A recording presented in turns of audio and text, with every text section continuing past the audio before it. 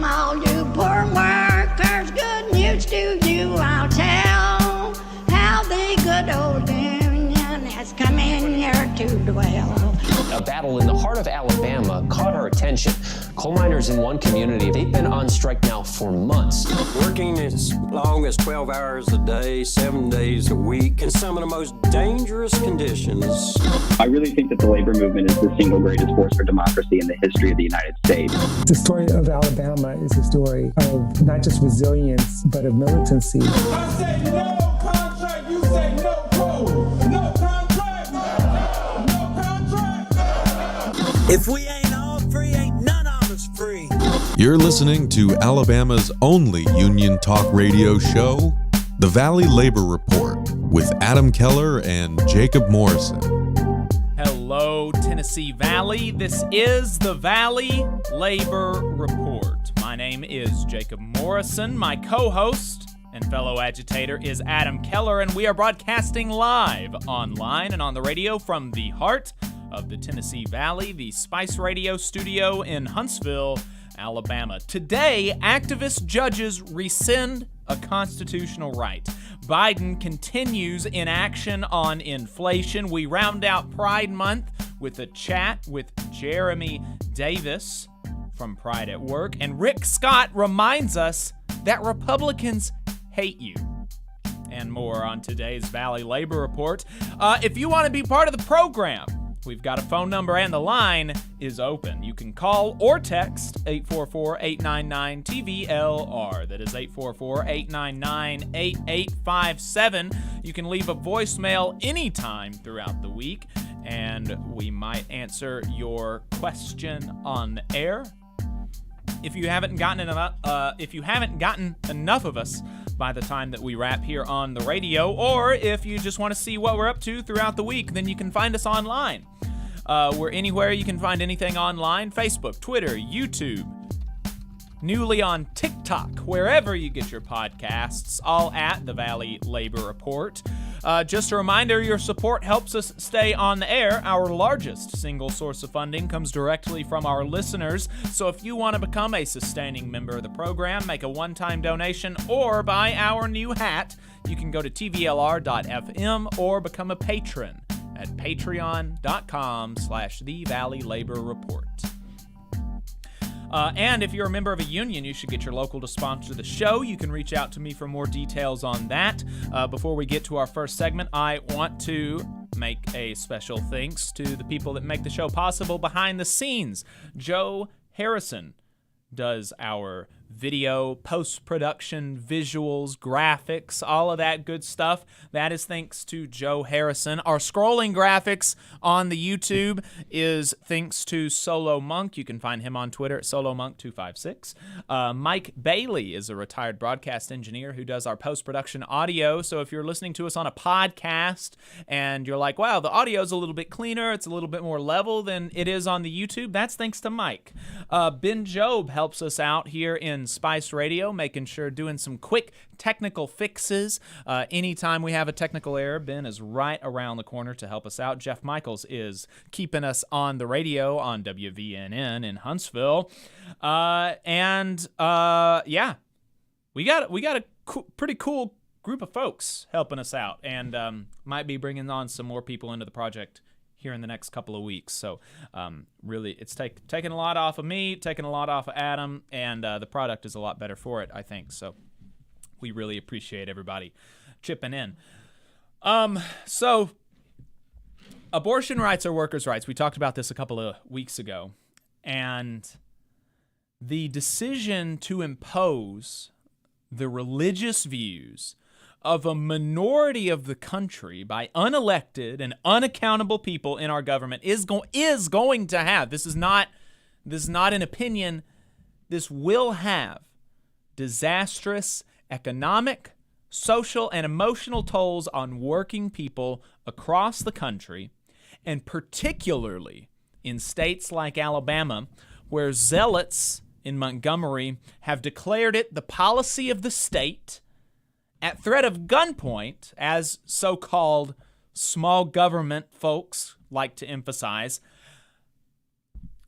it's going to take a particular toll on people in states like ours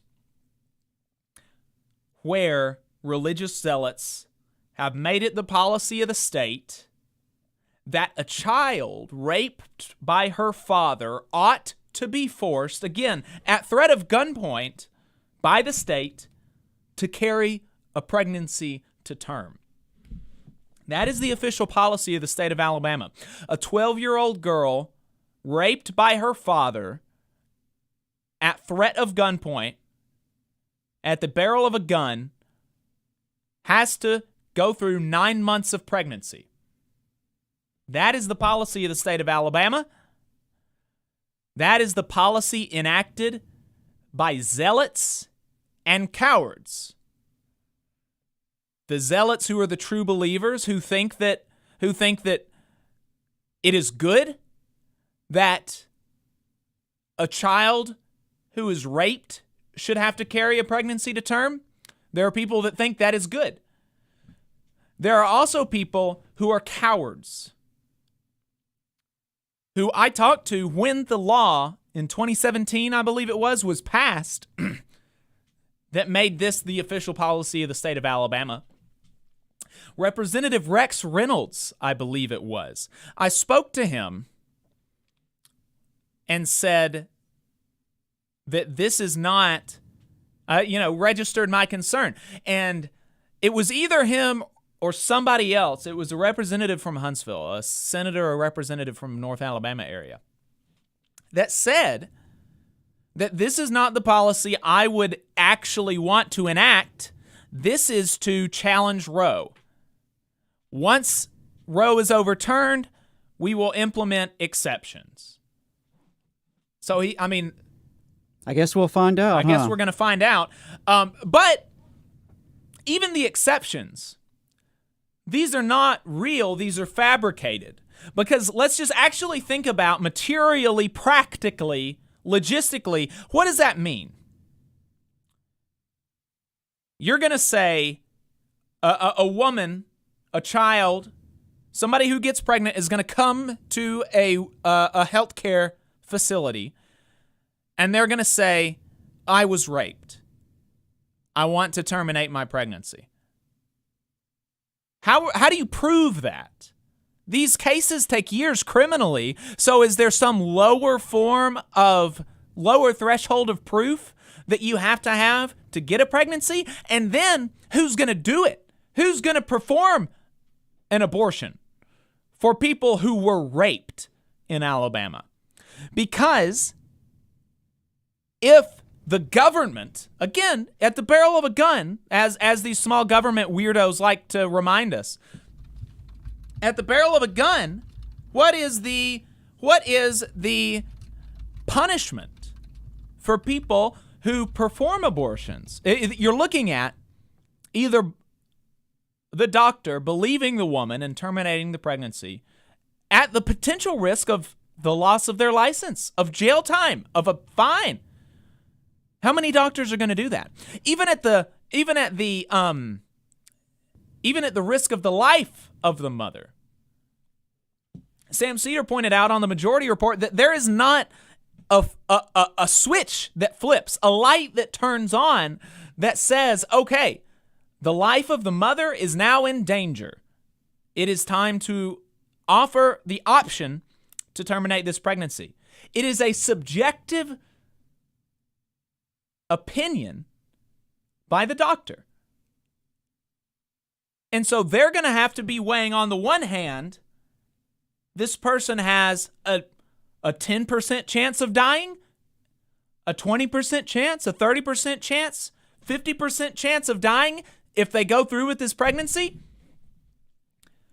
And then on the other hand, they have to weigh, I could go to jail if I do the medically correct thing and offer this person the option to terminate a pregnancy because their life is in danger. And at what point does the legislature say, even theoretically, that, okay, at 10% chance of dying, is that acceptable to the zealots in Montgomery? A 10% chance of dying and you can terminate the pregnancy. What about a 20% chance? And of course, again, this is all theoretical because doctors won't do it. Women will die. Women will be permanently disabled. They will be thrown into economic destitution because of this, because of the zealots in Montgomery.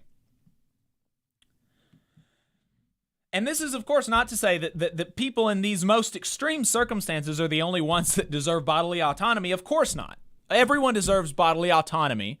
That's a fundamental right. But that is what this reactionary activist Supreme Court is enabling. That is what the religious zealots in Montgomery actively want. They want a world. They voted for a world where children have to carry incest, rape, pregnancies to term. That is how far they're willing to go to enforce their Christian theocracy that they've got in their head on the rest of the population.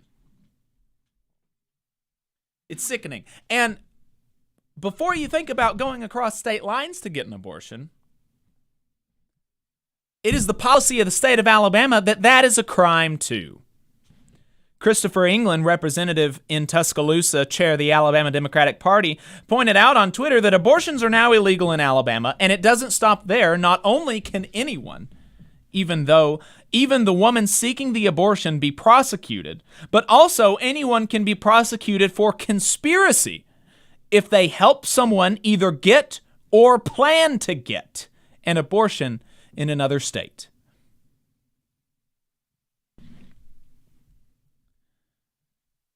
The Attorney General of the United States asserts that it is a bedrock constitutional principle to be able to do this, to be able to cross state lines and acquire an abortion in states where it is legal.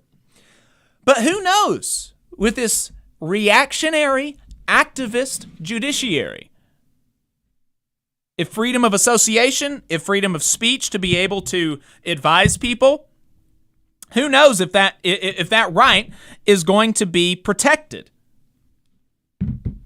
The right to go to a state where religious zealots have not tried to impose the ideas they've got in their head on the rest of us. And that's assuming it's even possible from a practical standpoint, economically. Because think about the people in Mobile. How far are they going to have to travel to be able to get an abortion? How much money will they have to save up? How much time will they have to take off work? Would Illinois be the closest state to somebody in southern Alabama that they could get an abortion? Something like that.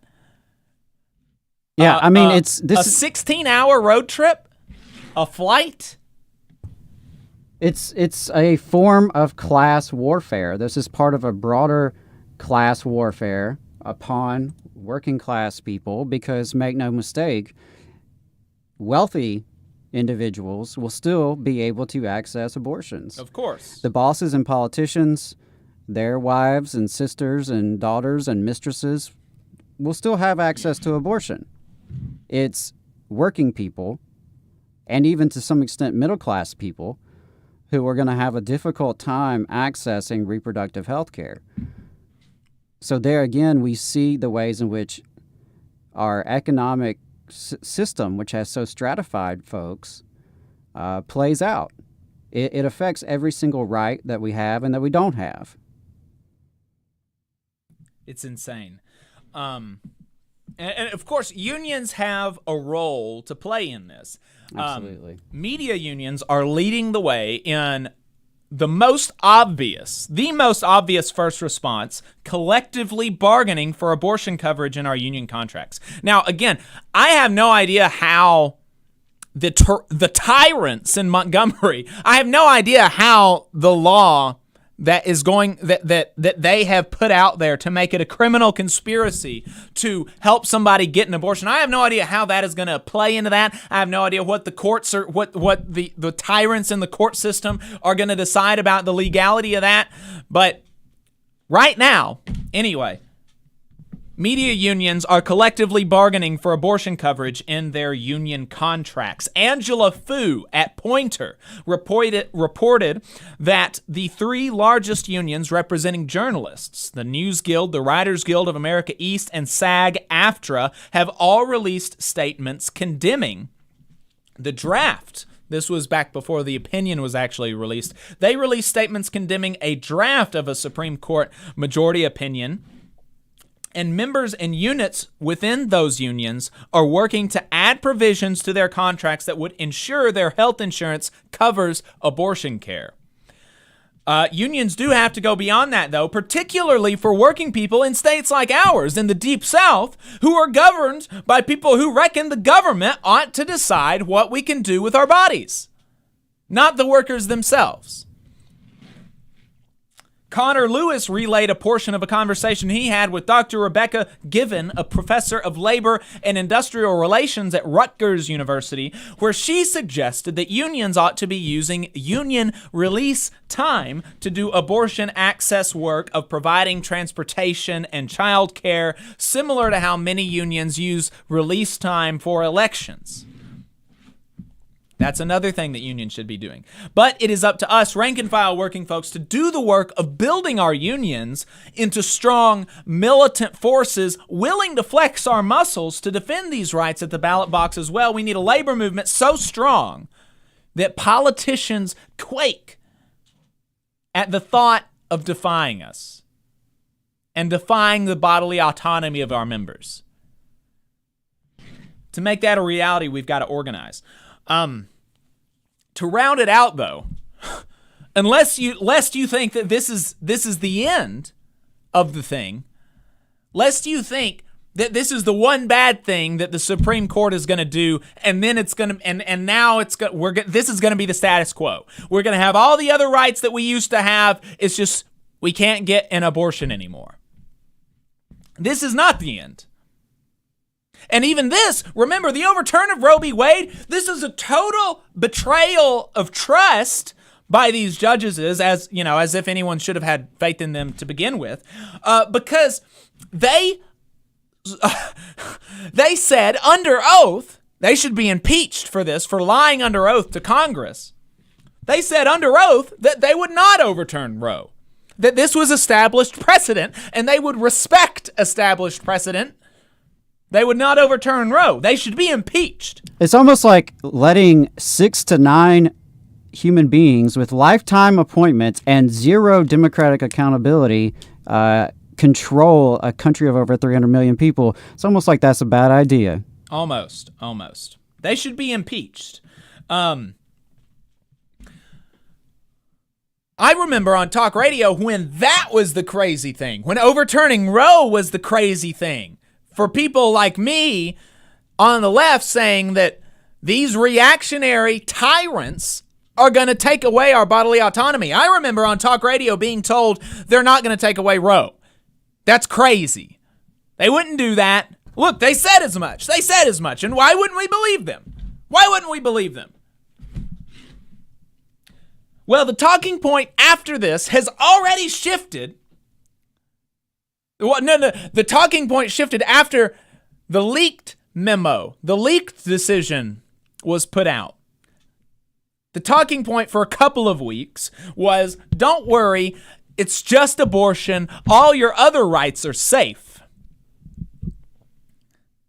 That was a lie, and they knew it as well. In a concurrence to the opinion of the court, Clarence Thomas, alleged sex offender, Clarence Thomas said that we should reconsider all of this court's substantive due process precedents, including Griswold, Lawrence, and Obergefell.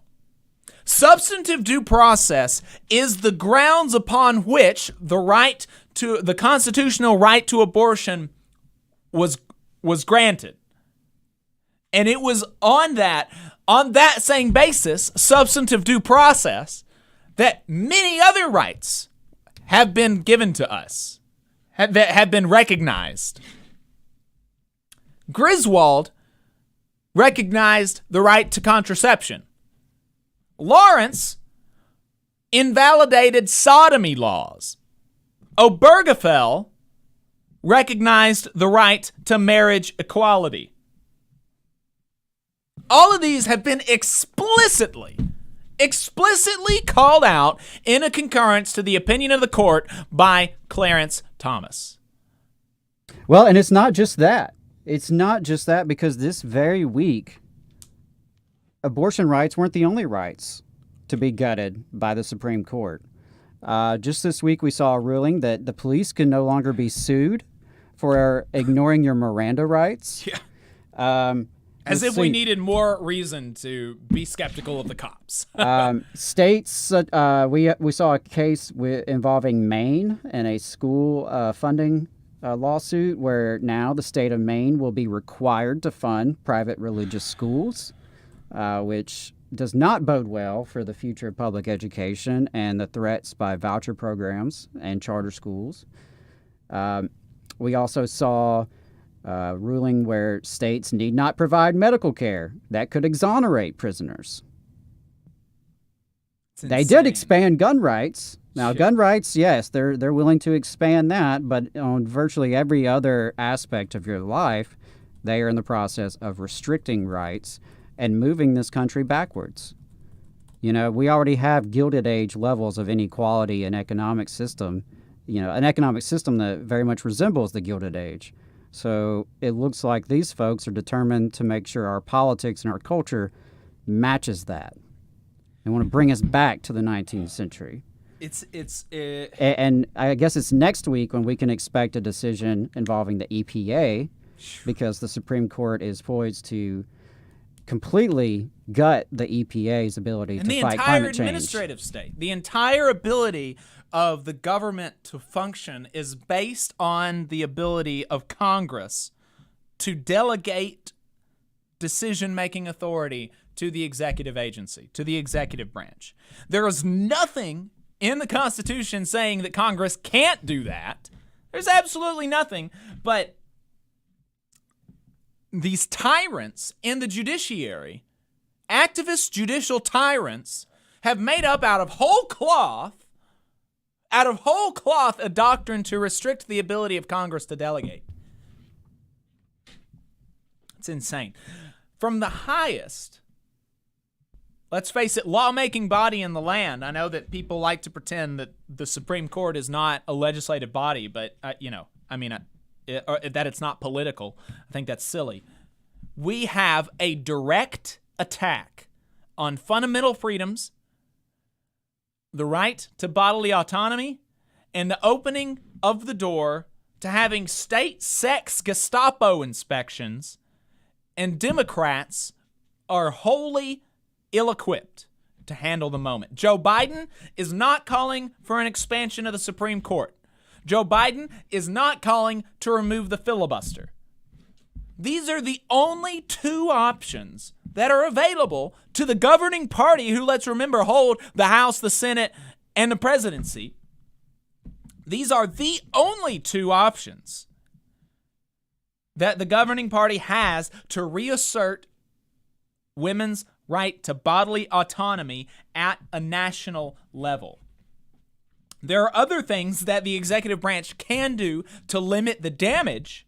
Yes, absolutely. But those remain the only options that would return us to the status quo. And there are some things that the executive branch could do that would not return us to the status quo, but would limit the damage that he's not doing. They could set up abortion clinics on federal land inside red states. They could provide federal telehealth service for free abortion pills. They could be funding abortion clinics and travel vouchers in nearby states.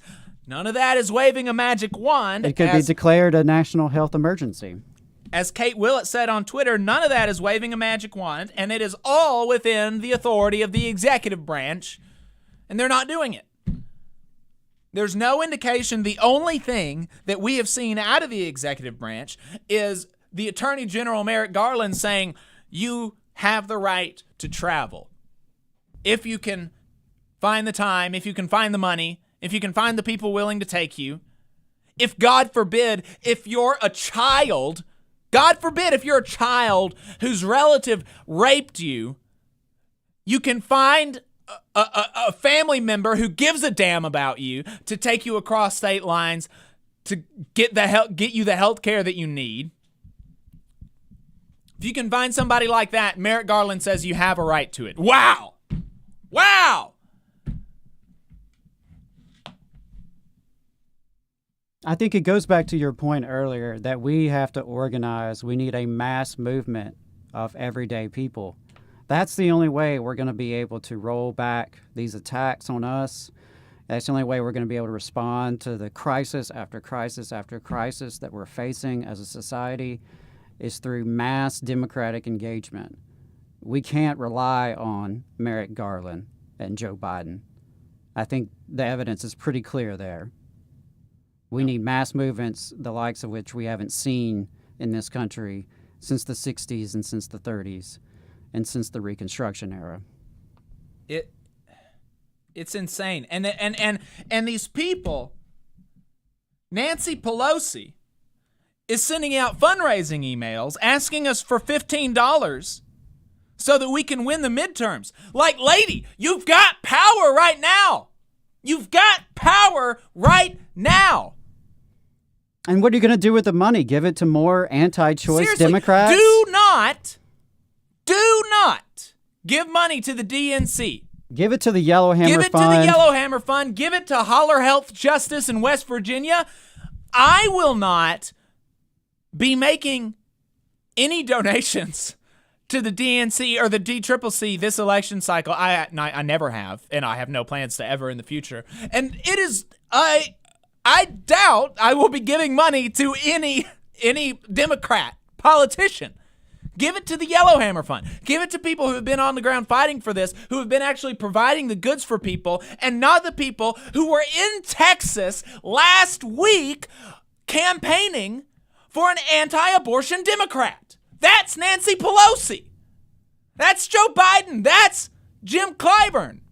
The leadership of the Democrats all endorsed Henry Cuellar, the last anti-abortion Democrat in the House, against a pro-choice progressive challenger. Right, and we just had a report. Now they want us to give them $15? And on that same subject, we just had a report from Means Morning News this week on how the DNC is actually giving money, in some cases spending money on Republicans.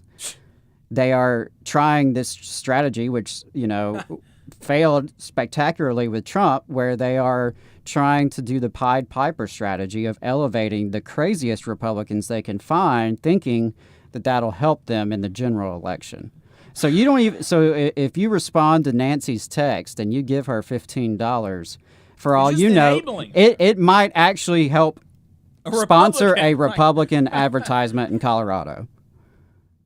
So yes, find organizations like Yellowhammer Fund, like the Powerhouse, that are doing real reproductive justice work on the ground, that are going to be organizing to provide transportation for women, to provide access to health care. That's where your money would be much better spent. And these people, if they want to earn our votes, if they want to earn our money, they should be calling on Chuck Schumer to get rid of the filibuster. Right. They should be calling on Joe Biden to call on them to get rid of the filibuster. They should be calling on Joe Biden to support expanding the Supreme Court. These are all things that are within their power right now, and the response to, you don't want them to abolish the filibuster because then the Republicans won't have it. And it's like, tell me, just walk through what you're saying. Walk through what you're saying. You're telling me that this radical reactionary Republican Party, when they get power next, God forbid in 2024, they hold the House, the Senate, and the presidency. God forbid. God forbid. Heaven help us. Lord help us. God forbid that happens. You're telling me that President Trump, President DeSantis, House Speaker Kevin McCarthy, Senate Majority Leader Mitch McConnell are going to stand up to anti-abortion activists and say who reckon that it's murder, who reckon that that's murder, and they're going to stand up and say no, the filibuster is more important than preserving life in California. Yeah. Give me a break. Give me a break. You live in a fantasy land. The second that they take power again, now that Roe is overturned, the second they take power again, and they hold all three of those bodies of power, the House, the Senate, and the presidency, we're going to have a national abortion ban nationwide. And if they have to, they'll get rid of the filibuster to do it. Yeah, I mean, clearly, look over the past 50 years, and the right wing has shrunk in their popularity, but has grown in the actual power that they hold and the power that they wield. They have gotten the goods for their people. The right wing has produced results, and they keep winning time after time after time, while Democrats have not. 5 of these 6 people were appointed by presidents who lost the popular vote. By the way, it's worth mentioning. So don't give your money to Democrats. That's the thing. We're going to take a break. God. We're going to take a break really quick. But first, before we go, I wanted to mention that Michael Bailey and his wife, not Michael Bailey, there's a different Michael Bailey in Huntsville. Not the guy who does our audio stuff. But Michael Bailey, on Tuesday, the 28th of June, he and his wife are Madison, Alabama parents, and they're meeting online Tuesday evening with area parents to advocate for improving school indoor air quality. The event, you can find it on Facebook. It is called Keeping Kids in the Classroom by Improving Air Quality. You can find it on Facebook. We're going to drop the link in the chat on Facebook and YouTube. So check that out if you're Madison City school parent, Huntsville City school parent. Check that out. Might be relevant. We're going to head to a break. On the other side, we're going to talk to Jeremy Davis, Executive Director of Pride at Work. You're listening to the Valley Labor Report. We will be right back. Hometown Action is a grassroots organization building a multiracial working class movement for racial, gender, economic, and environmental justice in Alabama's rural communities. We stand in solidarity with Alabama workers and are proud to support the Valley Labor Report's efforts to inform and build the Southern worker movement. Please visit hometownaction.org and follow our social media channels at Hometown Action to learn more about how you too can get involved to make the South a better place for all workers. Solidarity, y'all. IBW 558 is like a great football team. You've got to have the aptitude, skills, and knowledge to outperform the competition.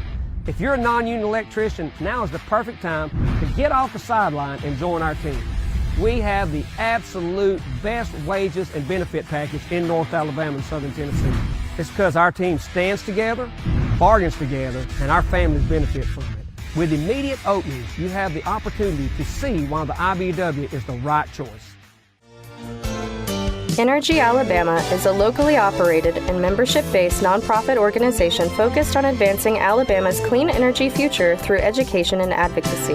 Many people in charge of infrastructure and building decisions simply don't know about how viable clean and renewable energy is. To that end, Energy Alabama has provided instruction to more than thousands of adults and tens of thousands of K-12 students across the state. We're working hard to build careers in clean energy and help everyday Alabamians save money on their utility bills. Learn more about our work and how you can join us at energyalabama.org. Support for the Valley Labor Report comes from the International Federation of Professional and Technical Engineers Union. Learn more by visiting www.ifpte.org. The attorneys at Maples, Tucker, and Jacobs have stood with the working people of Alabama for over 40 years, providing skilled legal representation for your workplace injury claims. When you are injured on the job, it can be a scary time. The attorneys at Maples, Tucker, and Jacobs have the experience to guide you through the process to make sure that you and your family are properly taken care of and your rights are protected. If you need help, call the attorneys at Maples, Tucker, and Jacobs at 855-617-9333 or visit online at www.mtnj.com. No representation is made that the quality of legal services provided is greater than the quality of legal services provided by other law firms. Support for this program comes from the International Brotherhood of Electrical Workers, Local 136, out of Central Alabama. Learn more at ibew136.org. Attention union members, membership organizations, podcasters, or anyone with a payment processing need. The future is here, and your organization needs to be prepared by working with Unionly. With Unionly, your union or organization can take payments on a mobile device, eliminating processing fees, giving you a better price than other payment processing methods, while at the same time supporting a union-friendly business with a specialized skill set to meet your needs. Your members will thank you when they pay their dues at their convenience without waiting in line to deposit cash or check. Start preparing for the future today by calling 206-595-8631 or visiting unionly.io. Come all you poor workers, good news to you I'll tell, how the good old union has come in here to dwell. Labor creates all wealth. All wealth should go to labor, and you are listening to the Valley Labor Report. My name is Jacob Morrison. My co-host is Adam Keller. If you've got anything to add, you can give us a call or text the show at 844-899-TVLR. That is 844-899-8857.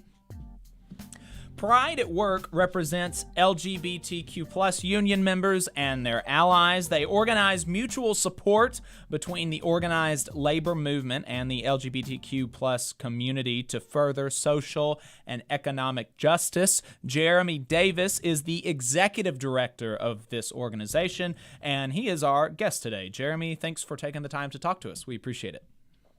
Thanks for having me, Jacob. So tell us a little bit about your background, how you got involved in the labor movement. Well, I it was actually in 1999. I and two other guys who are gay were fired for being gay from our jobs. And it's an incredibly long story, but the short version is that Pride at Work and the labor movement were the only folks who would come to our assistance. So Pride at Work taught us how to have a rally and a picket. They taught us how to speak to the media, how to have how to write a press release, all of the things necessary to run a full campaign against the employer that ultimately ended up being, we were in Indiana, and we became the first LGBTQ discrimination case in the state of Indiana settled for a monetary award. That state still today doesn't have LGBTQ protections in law. Am I remembering right that LGBT protections have been federalized by a Supreme Court case? That's true. In just a year ago, or 2 years ago, whatever it was, I've lost track with this pandemic. The Supreme Court ruled that that LGBTQ discrimination is sex discrimination under Title VII of the Civil Rights Act of 1964. So it is illegal federally. But I think anybody who has been through the federal discrimination process and trying to navigate that, it's incredibly difficult and expensive. You have to hire your own lawyer, et cetera, et cetera, et cetera. And, especially if you don't have, the protections of a union contract. At least if you have a union contract, you have the protections of the union and the support of the union, which, obviously no state or federal law provides that kind of support that a union does. Right. And we've talked about on this show multiple times the paltry nature of, federal discrimination law, the EEOC, labor law, protecting our right to organize. We have all of these things on paper, and sometimes people can win cases, but it takes years. It takes years, oftentimes, and what happens in the meantime? Maybe workers go homeless. They've been without a job for that long. They've had to get another job. And so the payment that they get for being fired for organizing is nothing, because if you're organizing on the job and you get fired for it, that's technically illegal. But the remedy for that is to be made whole. And so if you've made wages between now and then, you don't get anything from it. because you're already whole as far as the law is concerned. And so the best way to, even though theoretically we've got these things as rights by the government, the best way to actually enforce them, the best way to actually protect them is through organization, unionization, coming together with your fellow workers and making your boss respect these rights that you have. Absolutely. You know, often with federal law, the real protection is the fear of the employer. And if that employer doesn't fear that lawsuit, you know, they could just walk right over federal law. Right. And so what is the focus of it? Well, talk to us some about Pride at Work. What is Pride at Work beyond, you know, how I opened it, and what is kind of the focus of your organization? So we're an official LGBTQ constituency group for the AFL-CIO. And, you know, so we represent LGBTQ union members throughout the labor movement. And, you know, we're fighting for LGBTQ inclusion within our unions, in our workplaces, and in the public square. So, you know, we organize within the labor movement. For example, we have our convention coming up in a couple of months in Minneapolis in August, which is, you know, where we gather together to kind of strategize and plot out what's going to happen over the next few years. But we also, you know, a lot of our work is educating unions on what their LGBTQ members need. A lot of unions are just now starting to wake up to the fact that they have LGBTQ members that they need to serve in slightly different ways, maybe than other members. And so, you know, we get called out a lot to do what we call LGBTQ 101, which is the basics of, okay, so here's how you talk about LGBTQ people. Here's how you deal with certain situations like lack of bathroom access for trans people, or discrimination, or, you know, we also work on contract language.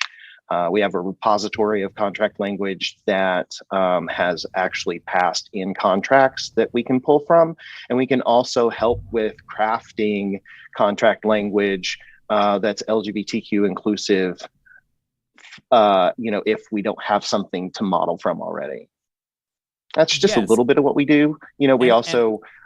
And that is all. I just want to call out for folks. We have, you know, lots of union folks that listen to the program, and so maybe they're interested in some of this stuff. You can go directly to their website, prideatwork.org, prideatwork.org, and if you hover your mouse over the resources tab at the top of the page, you've got those things right there: model contract language, LGBTQ plus 101, the union difference, stuff that is really on a super practical level helpful for union leaders that want to support their members but are maybe not educated on, you know, on these topics. They've not had to, maybe they haven't been aware of representing you know, LGBT folks in the past, and they want to make sure that their union is doing a good job making sure that these people are not being harassed by their sisters and brothers on the job, being harassed by their bosses, and fostering that solidarity among coworkers and protection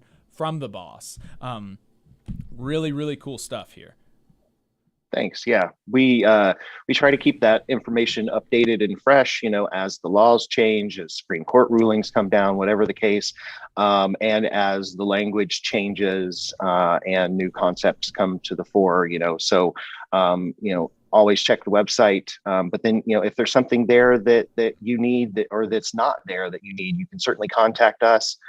We can do trainings. We can talk about what your needs are and help you figure it out. And so what kind of stuff do y'all go over in the trainings? We go over things like language, you know, how to talk about LGBTQ people and issues. We go over things like pronouns and how that kind of sort of ever shifting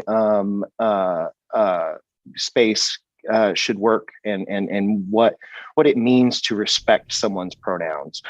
We go over the kind of economic impacts of LGBTQ discrimination and how that plays out in the community and what it looks like.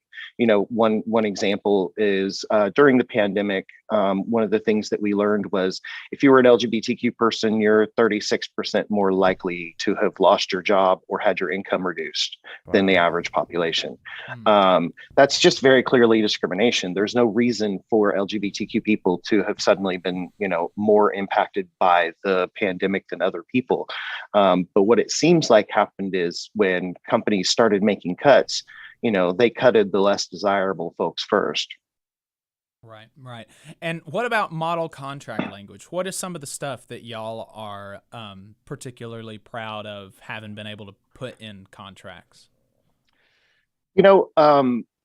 We're really proud, first of all, that so many unions, and we've kind of lost track of how many because, it depends on every contract is different, but how many contracts now contain just the basic protections for sexual orientation and gender identity and expression. But one of the coolest, and then of course, we've gotten more language about transgender healthcare. That's been an important issue.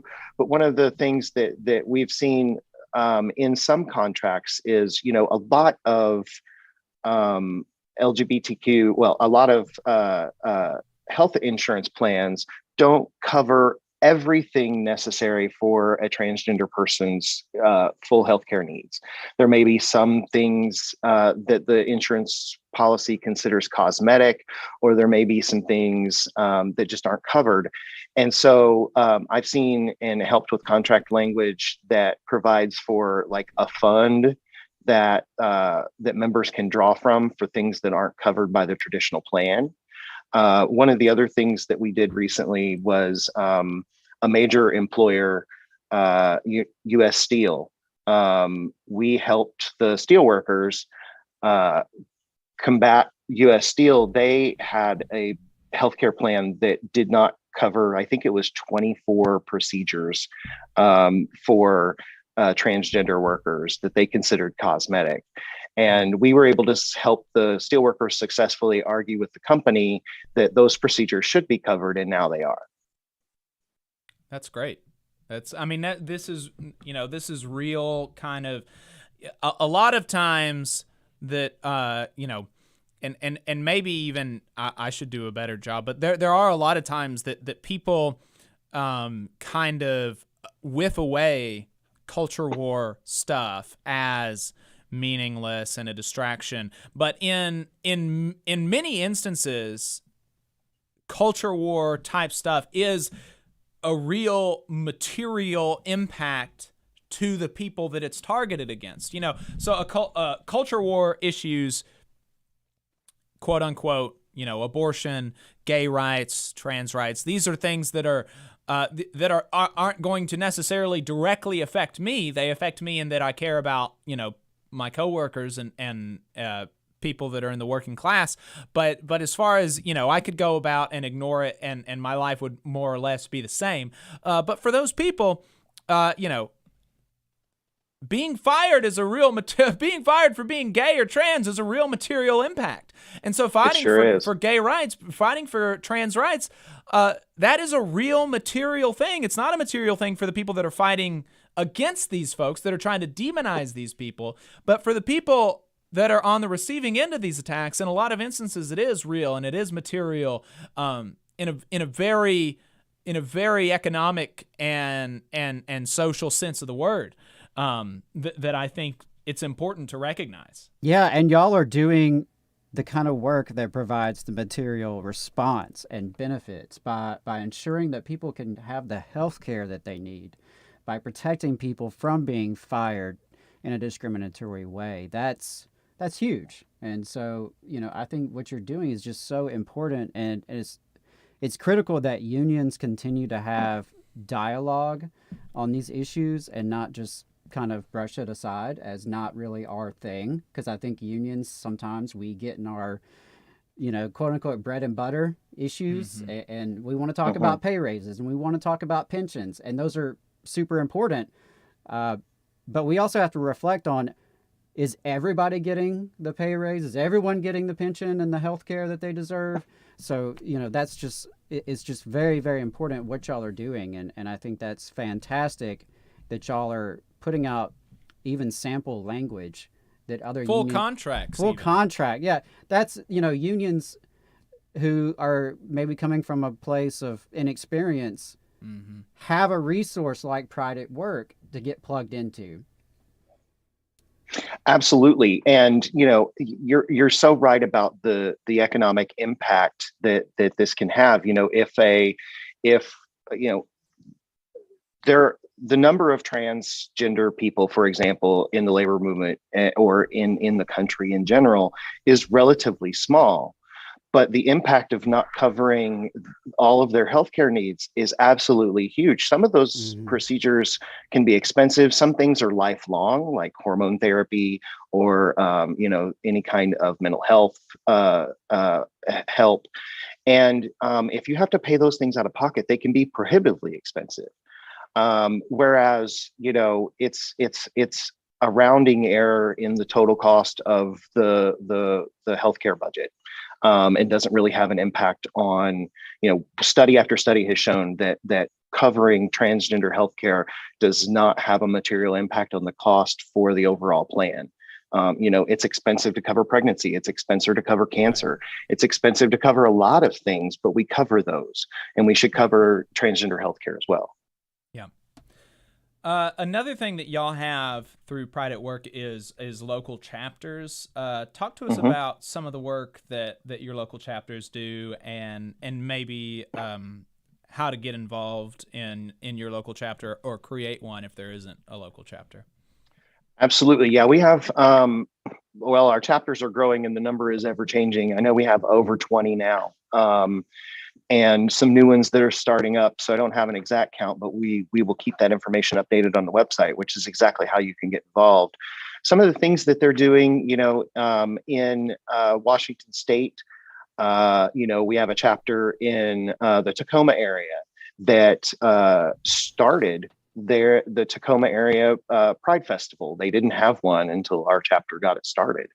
They're working on things, locally with local issues. In New York, for example, we have an initiative called the Pride at Work Initiative. It's where I'm at today, actually, is in New York City, that is working on trying to get LGBTQ people into union jobs through workforce programs. So, for example, the SEIU affiliate here has a workforce program that they help operate. And we are working with them and several other union adjacent and LGBTQ adjacent workforce programs to make sure that they both know how to recruit and maintain LGBTQ workers, and make sure that they make it through the program. Because one of the things that we found is, like, especially with something like an apprenticeship program, if you're an LGBTQ person, you're significantly more likely not to complete the program through, sometimes those programs can be 3 years or more. And a lot of that is just poor treatment or a lack of understanding in the program of the needs of the LGBTQ folks, harassment, things like that. So, we do a variety of work, and our chapters have a lot of autonomy to figure out what to work on locally. And we encourage that. To start a new chapter, if there isn't one in your area, it's pretty easy. We can walk you through that process. You just reach out to us at prideatwork.org. All of our contact information is there. And, to start a basic chapter requires only 5 members and the representation of at least one union in amongst those 5 members. And you can grow from there. So it's super easy, and it can have a huge impact on the labor movement in your area. Jeremy Davis, Executive Director of Pride at Work. You can learn more at prideatwork.org. Is there anything else you'd like to share with us before we let you go? I also want to give a call out to our convention. As I mentioned, it's in Minneapolis in August. August 18th through 20th. You can learn more at outfordemocracy.com or on our website at prideatwork.org. We'd love to have some folks from the South join us. One of the things that we kind of lack right now is more representation in the South, and we'd love to see more labor members from the South at our convention. And we'd love to see that as well. Yeah. Keep up the good work. Jeremy, I appreciate it. All right, thank you. All right, folks, we're going to take a break really quick. Don't go anywhere. You're listening to the Valley Labor Report. And if you want to call, you can give us a call at 844-899-TVLR. That is 844-899-8857. We'll be right back. Energy Alabama supports consumers and is a leader in advocating for them. We have been able to successfully fight off utility rate increases in the state, reduce fees for electric vehicles, increase electric vehicle infrastructure spending, and secured a $100 million refund by Alabama Power after the utility overcharged customers for fuel. To learn more about our work advocating for customers and join the fight, go to energyalabama.org. There's a lot of talk about a shortage of workers, but that's not the case with IBEW 558. We have provided our customers over 3,000 workers and performed over 3 million man-hours in a pandemic year. With 8,000 OJT hours, 900 classroom hours, OSHA 30, and a state license, our members receive the equivalent of a master's degree. That's what makes IBEW 558 the right choice for your electrical needs. Look us up at Facebook or at IBEW558.org.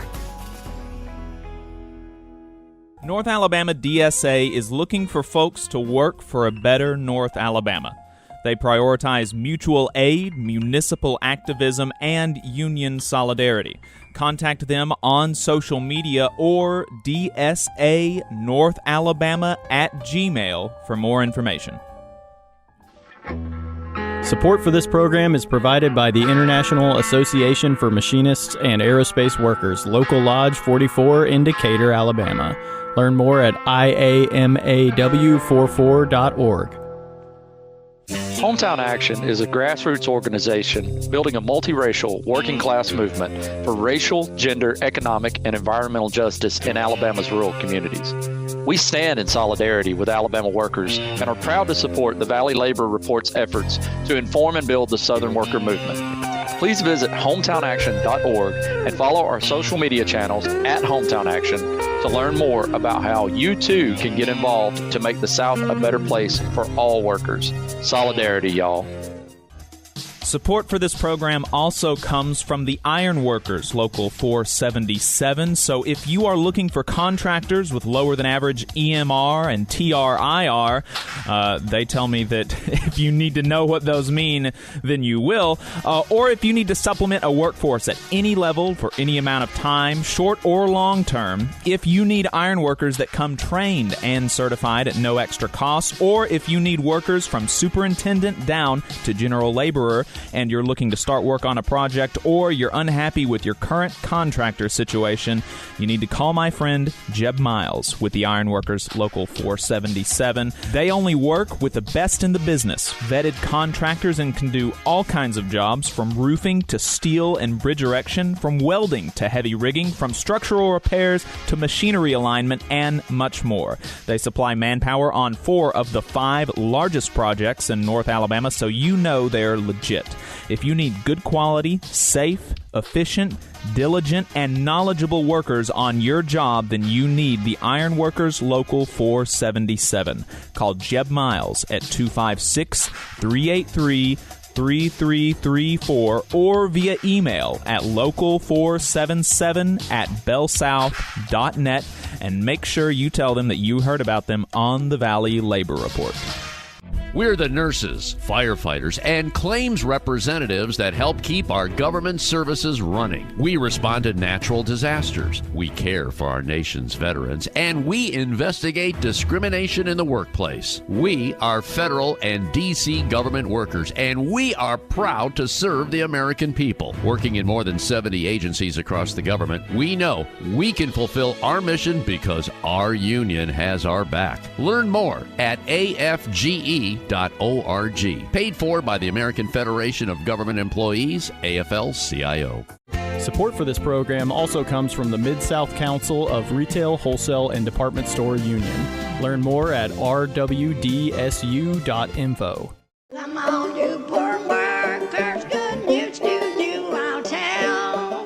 How the good old union has come in here to dwell. Alabama's only union talk radio show. This is the Valley Labor Report.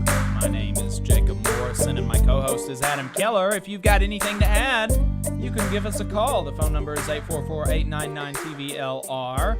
You can text us there as well, or hop in the chat. You can get in the chat in Facebook and YouTube.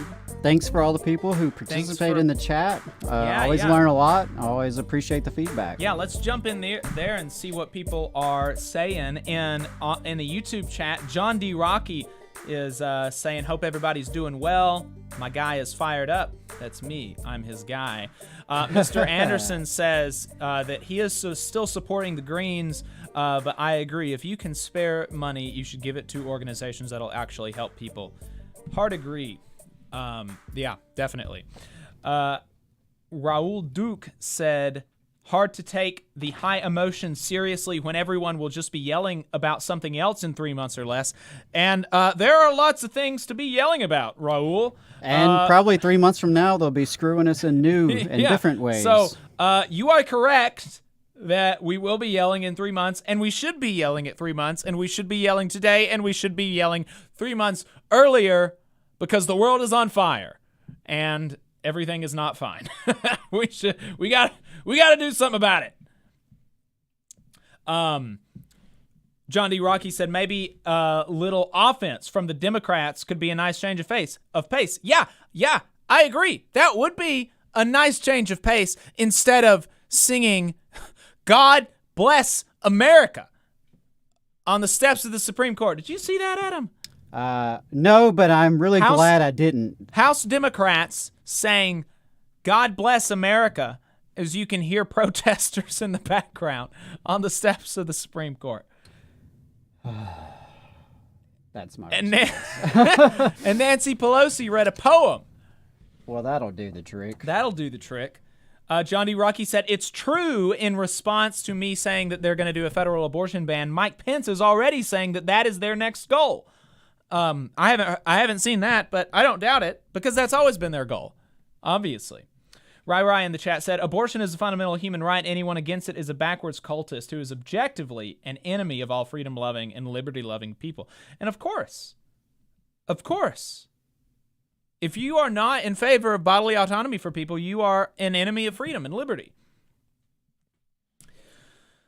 He said there's a Teamster strike in Pawtucket, Rhode Island. It's not the South, but he said it was rowdy and a good strike. I don't know, Rai. That's a pretty ambiguous gendered name. I'm not sure, but they said that it's pretty rowdy, a good strike. Nice to see some energy. That is good. That's definitely some good news. We love to hear that. Teamsters love to bring the energy to the picket line. Yes, absolutely. Teamsters are great. John D. Rocky replied to that. Sounds like awesome and super important work. And we've got to fight to protect each other. So, yeah, definitely. We got some love from Jared and Labor Kyle. Labor Kyle, you got to check out his YouTube channel. It's really good. His production value significantly higher than ours and very good. He does, like, video essays and stuff. Got some love. Labor Kyle, if you're still listening, we'd love to have you back on the show. We do. I really enjoy chatting with you. Yeah, I can't believe that we haven't had him back on the show since the stream, but been too long. It's been too long. Thanks for having on Pride at Work, and we were glad to do it. I think it's important. Yeah, I think it's great that such an organization exists, and I think if you are a union activist here in Alabama and you're trying to figure out how to get started dealing with LGBTQ issues in the workplace and inside your own unions, there you go. And especially if you are an LGBT union member, get in touch with them and start working on that, because it is, it would be great to have one of these organizations headed by the group that they're supposed to represent. And that's all I'll say on that. Yeah. Because, yeah, absolutely. well, and we maybe need that's to we not need to all- make sure that the South is represented in these organizations because, well, we're subject to the most reactionary laws in this country here in the South, and so if anyone needs to be at the table. Yeah, definitely. It's definitely the South. LGBT folks in the South. John D. Rocky said in response to the ironworker ad, let's go. Are you in the ironworkers, John? That would be cool if you are. Let us know. And he said, Labor Kyle is better. Bye-bye. wait till after we're done. Wait till after then the show. subscribe to Then Labor subscribe Kyle to Labor Kyle. and check Go it out. watch it. Dave is headed to D.C. to raise hell. Very good, very good. Yeah, definitely wishing safe travels to our brother David and his family who's going with him. And please hold the line for us up there. Yep. Good morning, Martha and Mel Sutton down in West Alabama. We appreciate you listening. And so that's the chat. We need to have like a sound effect for the chat, like somebody typing in, like something like that. I don't know if you could hear that in the mic, but we got to do that. We got to get something like that done up. So we talked earlier in the show about attacks on working people. And that's not the only attack on working people. Inflation is also an attack on working people, obviously. And Biden is not doing anything to ease the impacts of inflation that it's having on working people. And in fact, he seems dead set on listening to people who want to make it worse. It's insane. To start off, he amazingly he said he is consulting Larry Summers, of all people, on economic advice. For people who don't know who Larry Summers is, Larry Summers served on the National Economic Council under Reagan. He was Treasury Secretary under Clinton. He went to Epstein's Island at least 4 times. He served as director of the National Economic Council under Obama, is in large part responsible for the lackluster response to the Great Recession, holding back government benefits for people and shooting government benefits out of a cannon to big corporations. He is recently quoted as saying that we would need 5 years at 5% unemployment to bring inflation down, which is insane. It is insane because we are currently at an unemployment rate of 2 or 3%, something like that. He is calling for millions more people to be out of work, and that is not accounting for the fact that millions more people have dropped out of the labor force. At what point do they just start saying, "Hey, in order to kill demand, we should just kill people"? We should just kill people. I mean, it seems like they're verging pretty close to that. This is falling in line with the Fed's strategy, the Federal Reserve's, their strategy to cut inflation as well, which is to raise interest rates to bluntly cut demand. Don't take it from me, though, that this is going to be disastrous for working people, that it is not going to help working people. Let's take a listen to Trump and Biden appointed. Jerome Powell was appointed by Trump and reappointed by Biden. Insane. These people, they're insane. Let's take a listen to what he said at a Senate hearing last week with clips collected courtesy of our friends over at Means Morning News. You should subscribe to them at means.tv. Let's play that clip, Adam.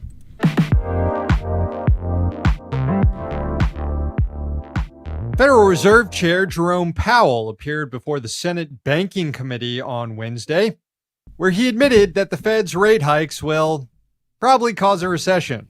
Do you agree with the perspective, and then I'll be done, but do you agree with the perspective that if interest rates go too high too fast, it could drive us into a recession? It's certainly a possibility. Dang. Well, I guess that's just the price we have to pay to bring down the costs of energy and food, 2 of the industries where inflation is most felt by the working class, right? Actually, no. Here's Powell admitting that rate hikes won't have an effect there. Chair Powell, will gas prices go down as a result of your interest rate increase? I would not think so, no. Okay. No matter how much groceries cost, people still got to eat. Chair Powell, will the Fed's interest rate increases bring food prices down for families? I wouldn't say so, no. Okay. Well, that would make sense since a study by the Federal Reserve Bank of San Francisco found that about half of all price increases right now are a result of supply chain issues related to the war in Ukraine and pandemic. And Fed rates won't do anything about those. Powell has repeatedly stated that the point of rate increases is to reduce upward pressure on wages, in other words, to lower wages. Here was Senator Tina Smith questioning that central premise. So let me ask you this, Chair Powell, with all of that in mind, what is the basis for the argument that wages are too high and that they need to come down in order to rein in inflation? So it isn't that wages themselves are too high. It's that the rate of growth of wages is not consistent. And I'll explain this, not consistent with 2% inflation over time. So, of course, it's great when wages go up, and we want them to go up. We want people to get strong wage increases. But at a certain point, wages become high enough that companies start raising prices, and you wind up getting high inflation. That sounds like a profit-seeking problem and not a workers' wages problem, especially at a time when CEOs are bragging on investor calls about raising prices well above cost increases, such as the cost of labor. Just like the flawed gas tax premise that capitalists will pass their savings on to consumers, the Fed's plan assumes companies will lower prices when labor costs go down instead of just pocketing the extra profits. Although when pressed on this, Powell admitted that companies don't actually have to lower prices for the Fed to declare mission accomplished. And what would you expect if wages started to stabilize, as you say, they stop increases? How long would you expect it to be before the prices that consumers are paying would start to go down? So are they ever going to go down? It depends in prices don't have to go down for inflation to go down. So if prices remain at the same level, inflation goes to zero. The problem is, though, workers are going to be making less money to pay for those still elevated prices. I got to hand it to Federal Reserve Chair Jerome Powell. He is 100% committed to this bit, the bit being deliberately trying to crash the economy and screw over workers.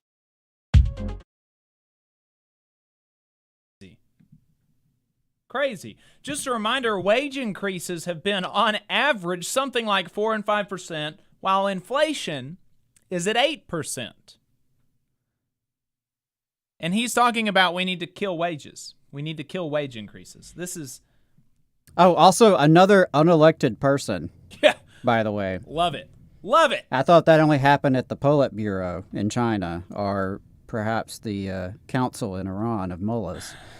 Sam Cedar over at the Majority Report had a great interview on Thursday about inflation's causes with an economist. It was really illuminating and a lot more in-depth that we'll be able to go into here, and a lot more grounded in reality than what you're going to hear on Corporate Talk Radio. And here again, while forces are actively attacking working people at the Federal Reserve, Biden is silent. This is another issue where even if you don't genuinely care, even if you do not care about inflation and its effect on working people, if you do not care about interest rate hikes and the fact that this is going to potentially cause a recession, throw millions of people into unemployment, even if you don't care, it is political suicide not to act like you care. Trump did. Let's pull this up. If you'll remember, the Fed, Jerome Powell, tried to do the same thing under the Trump administration because the economy was doing reasonably well as far as our metrics, the metrics that we have, which are crazy, which are bizarre. But as far as the metrics that we have go, the economy was doing well before the pandemic. And so Jerome Powell was trying to cool it off by raising rates. And every time Trump did that, Trump went on the attack. And he was able to actually not only get Jerome Powell not to raise rates, but to cut rates. And Biden is just letting it happen. Let's read from this article in Politico. Trump said, quote, "We have people on the Fed that really weren't. They're not my people. But they certainly didn't listen to me because they made a big mistake. They raised interest rates far too fast, unquote, Trump said. Despite having appointed 4 of the 5 current members of the board, he has vowed to only install new members of the board who support rate cuts. But his last 2 picks withdrew from consideration after backlash from Congress. I mean, why is Biden out not attacking Jerome Powell? It's crazy not to. It's like it's political suicide. Even if you actually support what Jerome Powell is, at least act like you give a damn that Jerome Powell is looking at throwing millions of people into unemployment. It's unexplainable. It's just totally like they do not care about winning. Well, winning elections by actually helping people, not their strong suit. Not their strong suit. Not their strong suit. Let's hit this before we go off the radio, though. Last week was a big week for conventions. We had the AFL-CIO, AFGE, Labor Notes, and the UMWA. And that's the one that we're going to talk about. At the UMWA convention, the International Union passed a resolution pledging full support for the union to be victorious in its struggle against Warrior Met. Of course, after 15 months, more than $20 million spent by the union to support the strikers, and more than $2.5 million donated to the strike fund by supporters, other unions, and their allies. And this is a big boon to the strikers to know that their union is still behind them and has every intention of staying behind them to the end.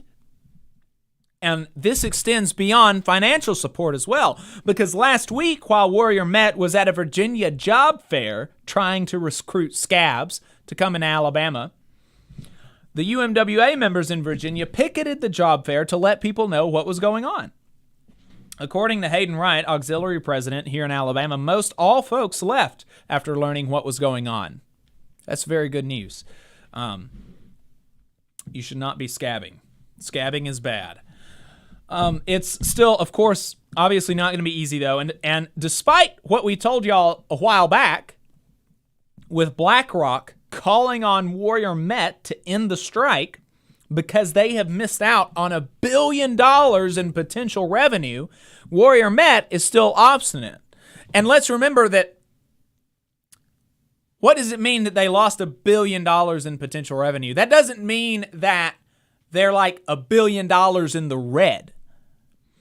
They are actually, because the price of steel has skyrocketed, even though Warrior Met is only operating at 20 to 30% capacity because they can't get enough people to cross the picket line to run at 100% capacity, even though they're only running at 20-30% capacity, they are getting profits.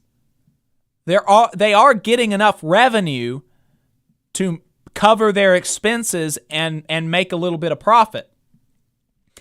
But if they had just negotiated a fair contract with the UMWA, with these Alabama workers a year ago, they could have had $1 billion more.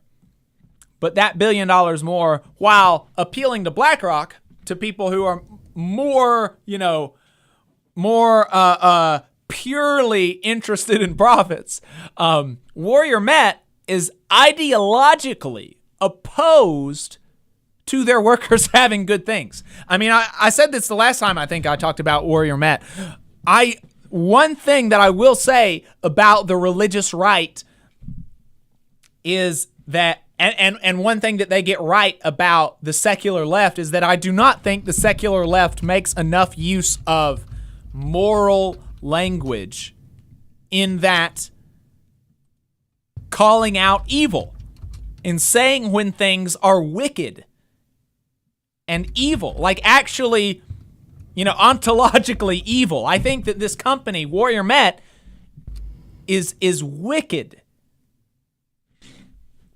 And that's something that I don't think that the left maybe does enough They don't use that kind of moral language as much as the right. Maybe we should start using it. Hayden Wright tweeted out, but to illustrate this, Hayden Wright tweeted out last week a screen cap from the UMWA's NLRB filing against Warrior Met Coal that really showed, in my view, the depravity of the enemy here. A quote from Warrior Met's negotiator. Quote, "I want to make it perfectly clear that the company has never said or intended to say or imply that there was an inability to pay for any of this stuff." Wow. Pretty clear. Pretty clear. I wanted to jump in here to also mention AL.com just had an article come out this week that the Black Warrior Riverkeeper Environmental Group has filed a notice of intent to sue Warrior Met Coal because of their pollution. And we've seen this happen since the strike started, as they have brought in scabs to perform some of the labor, where it's not been idled. But we've seen the environmental impact grow much worse during this strike. Makes sense. You have people from out of state who don't live there in that community. They're not necessarily going to be impacted by that pollution. You have people who are less trained, who don't have the skill set necessary to do the job in the way that these miners have been doing the job for so long. So not surprising to see this kind of environmental damage. But yeah, I just wanted to throw that out there, that on top of really despicable treatment of workers and their willingness to try to starve out the UMWA, they're also polluting the creeks that feed into the Black Warrior River down in Tuscaloosa County. I mean, this is where people go swimming. This is where people go fishing. And, so good on Black Warrior Riverkeeper for taking legal action. We should have them on the show to talk Absolutely. about that. Absolutely. Because, that's a lot of damage is being done to Alabama communities by Warrior Met Coal. And I agree with you, Jacob. Evil is a good word for it. All this to say, it's never a bad time to donate to the strike fund. You can go to umwa.org/UMWA 2021 strike fund. All lowercase, all one word. umwa.org/UMWA 2021 strike fund. Or paypal.com/paypalme/UMWA strike pantry. Go to either of those, donate. It'll go directly to support the striking miners down there in Brookwood. And the last thing, and we can do this really quick, because it's pretty funny and there's not a whole lot to say about it. Just a reminder that Republicans hate you. Rick Scott hates you. They want bad things for you. That's so y'all remember a few weeks ago or months, I don't know, when we talked about Rick Scott's tax plan, which is, let's remember, literally to increase taxes on the poorest Americans and decrease it for those at the top, and to phase out Medicare and Social Security. That's his tax plan. He wants to phase out Medicare. He wants to phase out Social Security. He wants to increase taxes on the poor. He wants to decrease taxes on the rich. That is the Rick Scott Republican tax plan. They want bad things for you people. They want bad things for us folks. Well, he's back at it, and here he is kind of explaining the reason why it's necessary to take more money from poor people. Let's listen to that. We Americans are the most spoiled people on earth. There you go. Interesting.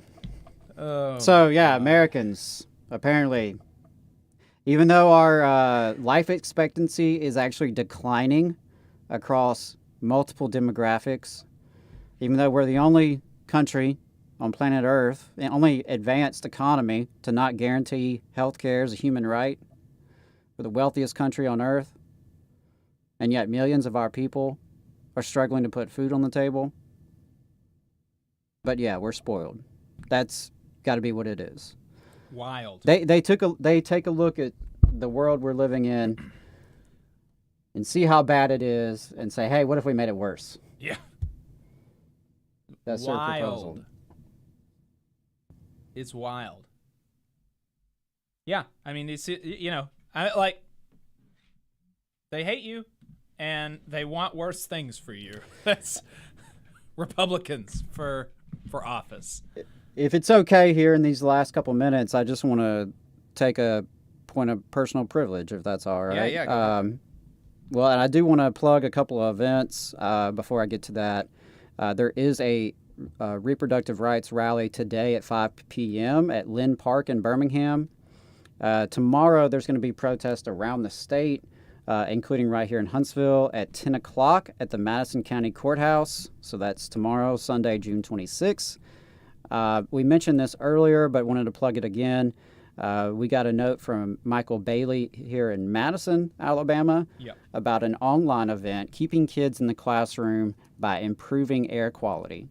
You can find the event online on Facebook. It's Tuesday, June 28th at 6:30 p.m. It looks really interesting, especially those of you who are parents of public school children or perhaps work in public schools. Looks really good. And I know we plan to talk about it a little bit more later, but worth mentioning now that Jacob and I had the honor and the pleasure to attend the Labor Notes Conference in Chicago, and it was fantastic. And it really, you know, despite the really depressing news that we're getting day after day after day as we just keep taking hits from our government, from our bosses, one thing I can say is that there is a revival of labor in this country that's happening, and it's being led by young people and really a diverse crowd of folks who are rank and file and who are pushing for a better world, people who believe a better world is possible and are willing to fight for it. And that certainly made me feel a little bit better about the odds we're facing. Absolutely. And I did recorded a bonus episode of the Working People podcast yesterday or the day before with Maximilian Alvarez, McKenna Schuler, and Tavita Utafa about Labor Notes. That should be coming out in the next day or two. Definitely stay tuned for that. It should be great. Stay tuned for that. Much more jovial than feels appropriate after the Supreme Court decision, but it hadn't come out yet, so you'll have to forgive us for that. You can leave us a voicemail at 844-899-TVLR. That is 844-899-8857. You can buy a hat or give us money on the website, tvlr.fm. And you can find us online where we are going to talk about the rail strike in the UK. We're going to talk some more, I think, about Labor Notes if we've got time. We're going to talk to Josh Moon from the Alabama Political Reporter about Alabama politics. And you can do that. You can find us online on Facebook and YouTube. Facebook and YouTube, all at the Valley Labor Report. And we're just going to keep on going. We continue the program for about an hour and a half after the show is over on the radio. So find us there. And yeah, looking forward to seeing everybody. Next week, we've got some cool stuff lined up. We're going to be talking to Stephen Greenhouse in overtime. And I think we're going to be talking to Josh Brewer and a nursing home worker from RWDSU about the work that they're doing in nursing homes. So not sure what else we're going to be doing next week, but I think that's what we're looking at having on the docket. So it's going to be a good show next week. Stay tuned. Find us online right now. Continue watching the show and follow us. Keep up with us throughout the week. All power to the workers. Solidarity, y'all. All right, just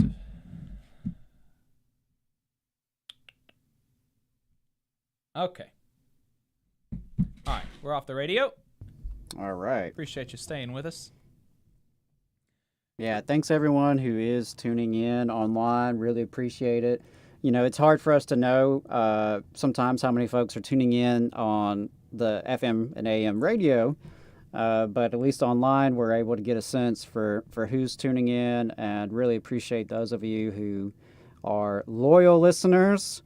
We see a lot of regulars who pop up in the chat, you know, nearly every week, and that's just, it's really cool. It's inspiring that folks actually believe in this project, because I think it is really important that we have media that is by and for working class people. So thanks for doing that. So the first segment of the show is over. That's the FM segment. And now we are online only, which means, of course, no more FCC censors. So we can say fuck if we want to. That's right. Roll Tide. Yeah. So we've got a great overtime lined up for you. You can still call in 844-899-TVLR. We're going to take a short break, and we will be right back.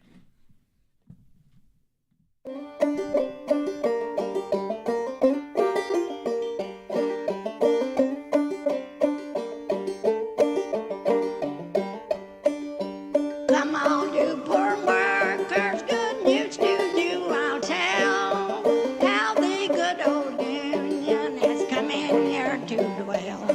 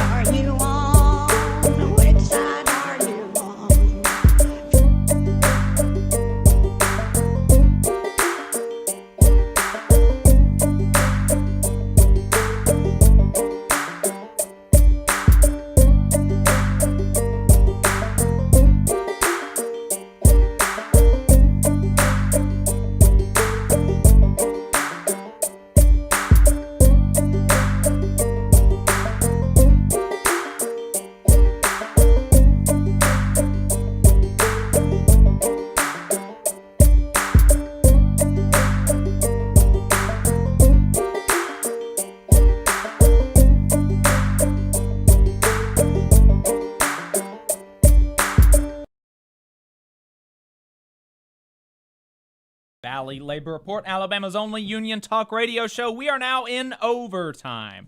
We've got some good stuff. We're going to be watching Mick Lynch, General Secretary of RMT in the UK, responding to some bad faith attacks in the UK media. Talking about that, giving some labor notes reflections, bringing on Josh Moon to talk about Alabama politics. Really cool stuff. So let's go ahead and get started. I pulled some awesome clips, or I pulled an awesome clip from the rail strike in the UK. That clip pulled a bunch of other clips. But first, there was a couple things in the chat that I wanted to address. There's this guy, and I'm not sure if he's being like sarcastic or not, but being weird in the chat. And always welcome to call in. The Means Morning News is the outlet that we recommended in the Jerome Powell segment. Means Morning News. You can subscribe at means.tv. Yeah, highly recommended. Means TV is essentially a co-op media outlet, and just think of it as like the lefty version of Netflix or Hulu. So it's a platform that hosts content. Means Morning News is their kind of flagship. Yeah, and it's not necessarily every day. I believe 3 to 4 days a week, and it's a 15 to 20 minute news show.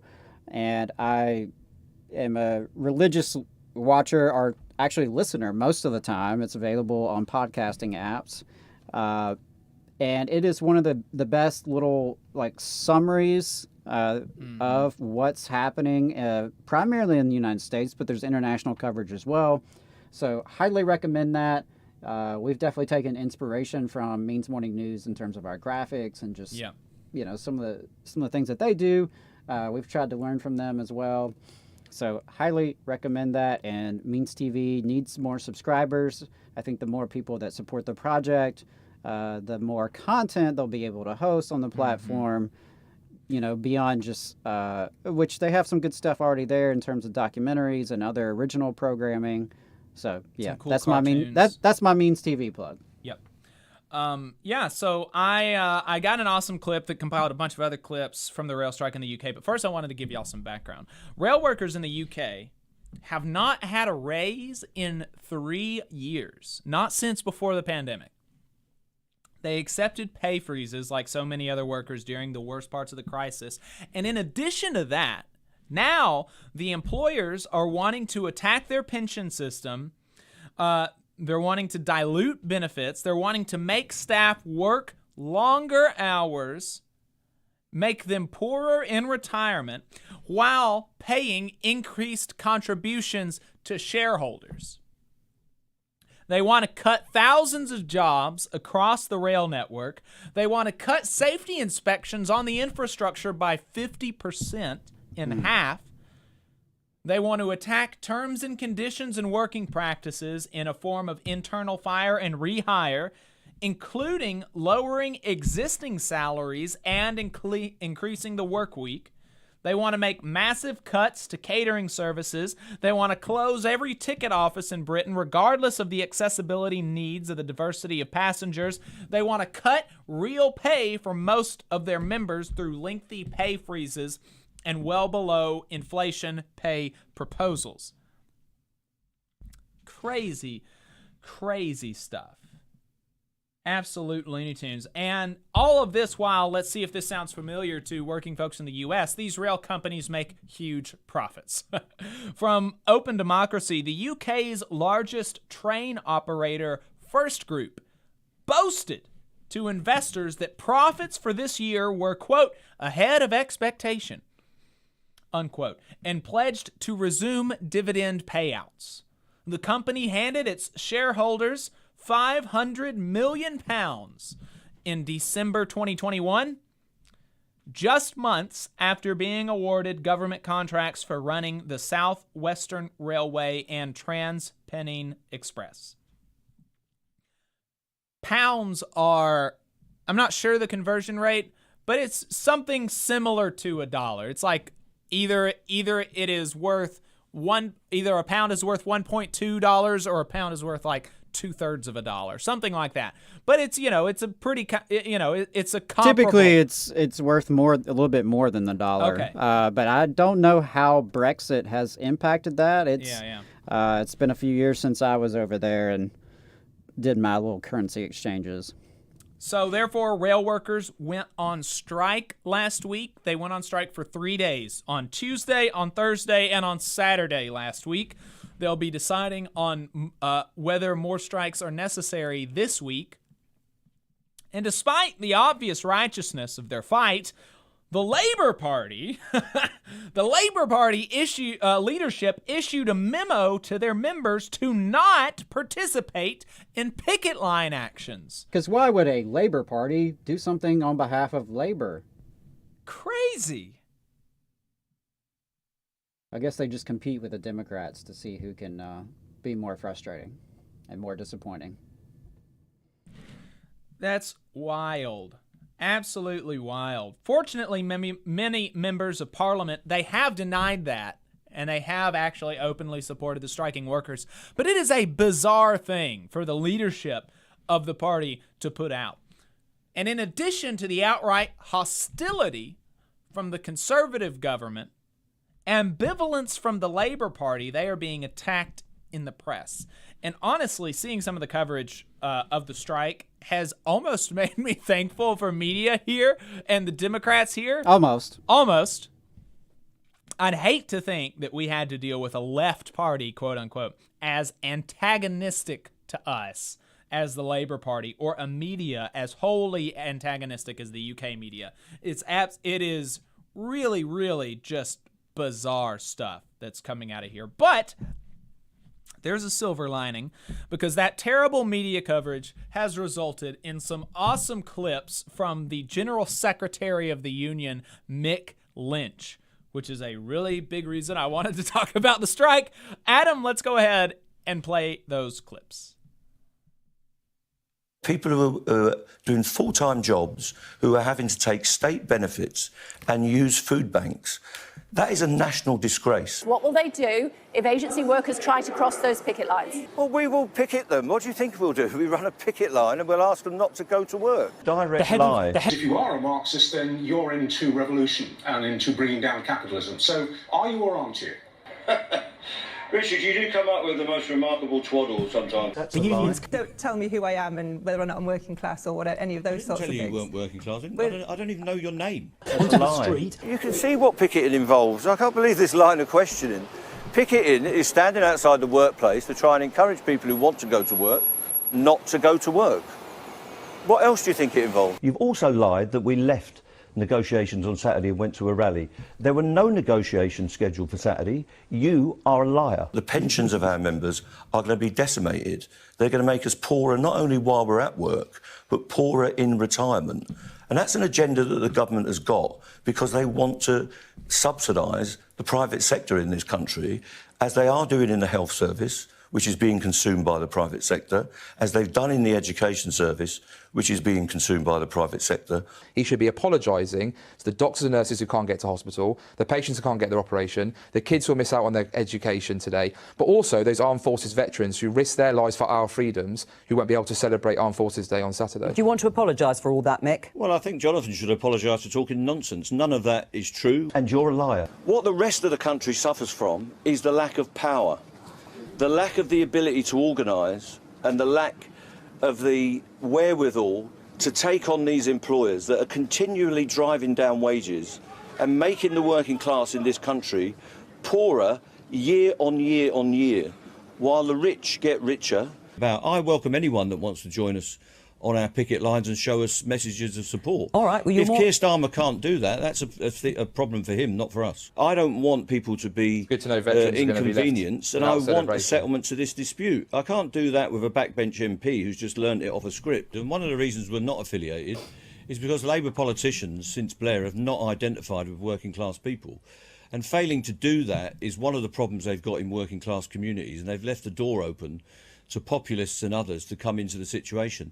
The Labour Party is about supporting working people, or it should be, not triangulating from opinion makers such as the Daily Mail and the Telegraph and the Times.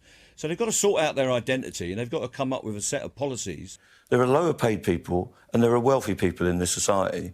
And what's wrong in this society is that there is an imbalance between the people that do the work to keep this country going, who create the wealth of our civilization and don't get a fair share of that wealth because it's going to people who are vastly wealthy. Labour should be comfortable with backing working class people who are struggling. And one of the ways that they can redress the imbalance is through industrial action where negotiations fail. What else are we to do? Are we to plead? Are we to beg? We want to bargain for our futures. We want to negotiate. And if we're not bargaining, you have to beg. And I don't want any working class people in this country to have to beg the employers for a decent living. And Keir Starmer shouldn't want that either. It's pretty good. Way to go, Mr. Lynch. That's awesome. I don't know anything about him other than these things. Please do not tell me any problematic things that may or may not be out there about him. I don't want to know. I don't want to know. But it is fantastic to see union leadership actually taking it to the media and calling out these bad faith attacks as bad faith attacks. Right. Because this is what they do. And while the UK media is a special type of bizarre, the corporate media here in the States is very much the same. That's how you end up. I mean, even supposedly progressive independent media, people like Ryan Grimm writing, many thousands words article without interviewing a single worker. Right. It's a true blind spot. In some cases, it's a blind spot, and in some cases, it's intentionally there to fight back against working class people. Right. Yeah, I just have to wonder if there are any leaders in the labor movement that are as rhetorically gifted as Mick Lynch is, because I don't think that they've really had the spotlight on them like Mick Lynch has, and so they haven't really had the opportunity. I mean, even Sarah Nelson, probably one of the best orators in the labor movement right now. I have no idea how she would do, under such constant attack. Fred Redmond, Secretary in charge of the AFL, I don't know how he would do. I mean, Cecil Roberts is another really good orator, but I don't know how he would do. They're just these. So I guess it's kind of pick your poison, because in the U.S. the media just ignores you for the most part, and then if they are not ignoring you, they'll allow you the time to kind of say your piece, and they're not going to, generally speaking, go crazy hard on you. But in the UK, it looks like you're in the news all the time, but they're just attacking you the whole time that you're on. So I don't know. I think that if we have a strike as substantial and as economy rocking as a railway strike, I suspect our media would look a lot like those British tabloids. We know that Fox and Wall Street Journal and those types would be, but I suspect we'd see a lot of the same from CNN and MSNBC and those types as well. Right. Yeah, because even none of the strikes are nearly as disruptive. Yeah, you have to wonder how a strike that is even half as disruptive as the rail strike would go over in the United States.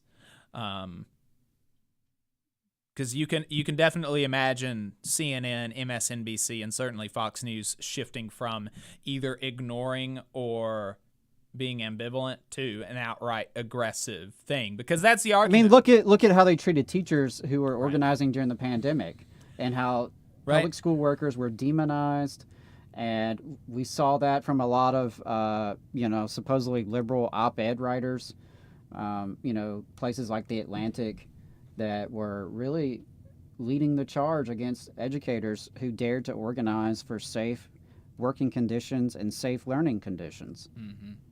So I think if there was any threat to capital, if there's any threat to the bosses and endless profits, I think if they saw that in any substantial way, we would see where their loyalty is. Right. Ultimately, they're selling advertisements, and they're trying not to rock the boat. They're trying to provide dividends to their shareholders. And if they can instill some right-wing ideology into the masses, all the better for it in their eyes. Oh, yeah, absolutely. Yeah, because what is density in the UK? Union density? I'm not sure. Do you know offhand? I'm not. Adam? I mean, it's I'm not probably super like sure. 60-something%, right? UK union density. It's a lot higher than it is here. Oh wow, it's actually not 23.1%. Huh. So it's better, but not by a huge margin. Yeah. And just double, whereas a lot of Europe is like in the 60, 70, 80%. But and I'm not as familiar with British labor history as I am American, but you know, they, much like we had the PATCO strike of air traffic controllers crushed by Reagan back in 81, you know, Thatcher went after the coal miners. Right. And that's something that they also brought up, you know, that this is one of the big thing has been, oh, don't you care about, I mean, you heard it, don't you care about armed services veterans or whatever, you know, like, and it's been you're inconveniencing consumers and implications of violence and stuff. You know, they never come out and say, like, are you going to be violent? Because they're not going to be. But there's definitely that implication. And there was one interview where somebody was like, do you wish the 80s were here? Are you going to replicate the miners' strike or whatever? And it's just like crazy. Yeah, and you know, one of the things that I think corporate media does play a really substantial role in people's worldviews. And so, you know, I struggle with that because sometimes a lot of times I try to tune out of it. I try to stay off social media. I intentionally try to avoid, you know, CNN and Fox and those kinds of outlets because it's brain poison.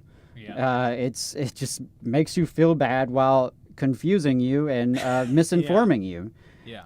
But the truth is, it does really shape people's worldviews.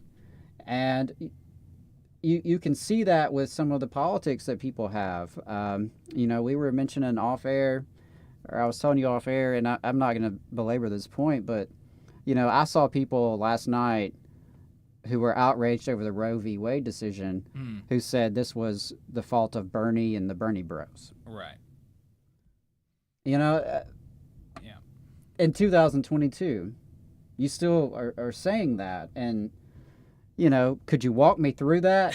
And I'm just curious, you know, how powerful this media consumption can be to shape people's views of the reality that they're living in.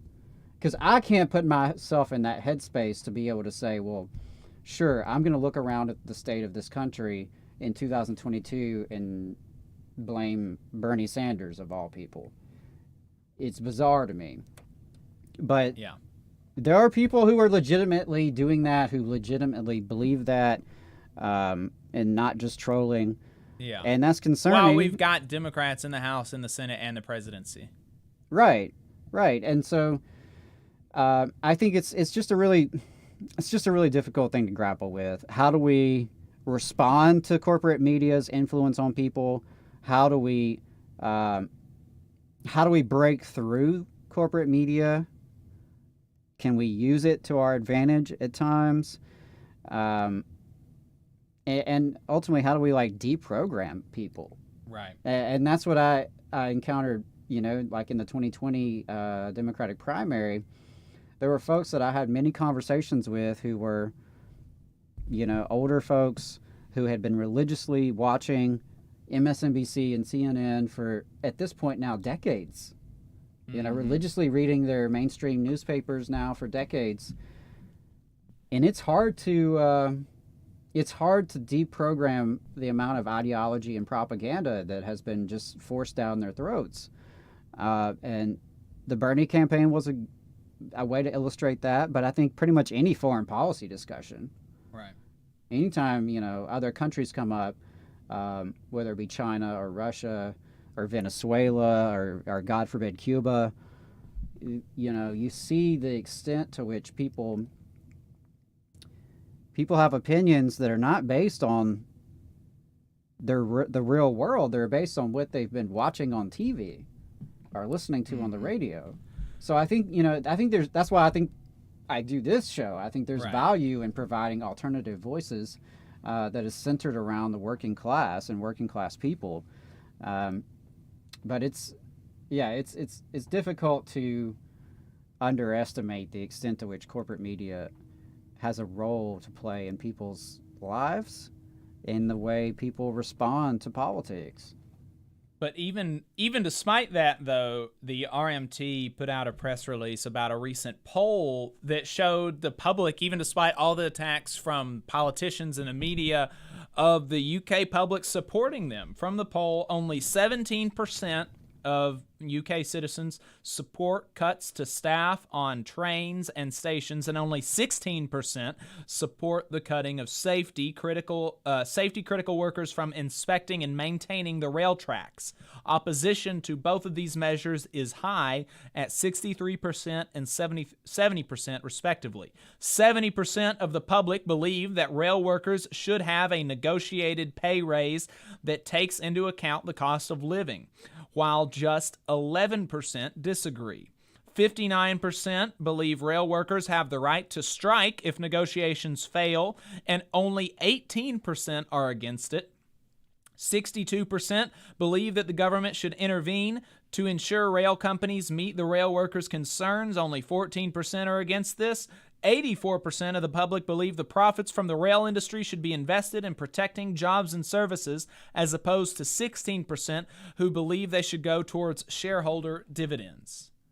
So that's a pretty powerful repudiation of the British press, right, and of the British political class. Absolutely, and I think that kind of tracks with what we see over here in this country, where unions have never been more popular as they are today, at least reflected in public opinion polls. Whenever we looked at specific struggles, like take the teachers, for example, even despite the media narratives and despite the onslaught of media demonization, parents and students and the public at large generally supported the teachers as they organized during the pandemic. So it's worth remembering, especially as we, are digesting so much bad news, that we are the majority. Right. We are the majority. Working class people are the vast majority of this country and Great Britain and the rest of this planet. We have a majority of people on our side, and, the people who want to take away our rights, the people who want us to live in poverty, they are a minority. Unfortunately, they are a very loud and powerful minority.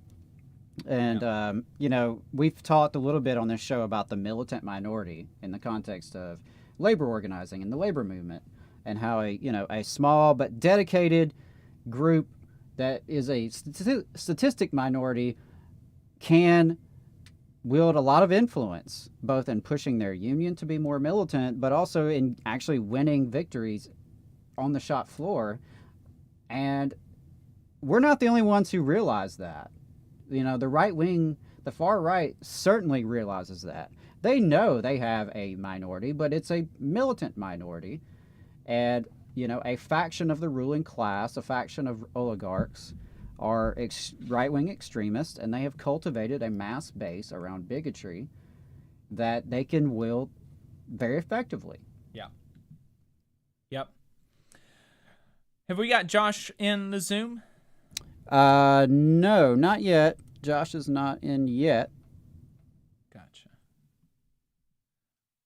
Alrighty. So you want to talk a little bit about labor notes while we wait for Josh to get on the line?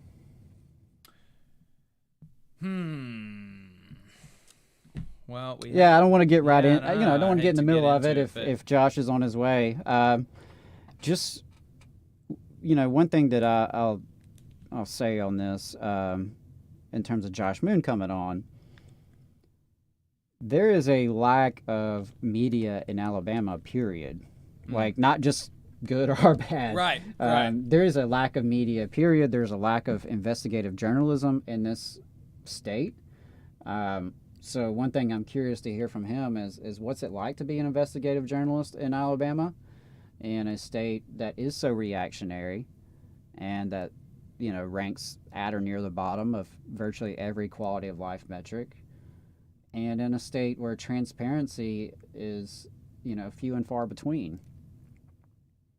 And I think you look at the decline of local news and local newspapers and the way that's been consolidated by venture capitalist funds, and you know, there's a lot there where people don't have as many. People have new options via the internet, but traditional media has consolidated into just a handful of monopolies that are all corporate through and through. Josh is coming into the room, so hopefully we'll have Josh here in just a sec. All right, good deal. All right, yeah, Josh is on the line. What's going on, guys? All right, Josh, welcome to the program. Appreciate your time. Yeah, absolutely. Thanks Absolutely, for joining. man.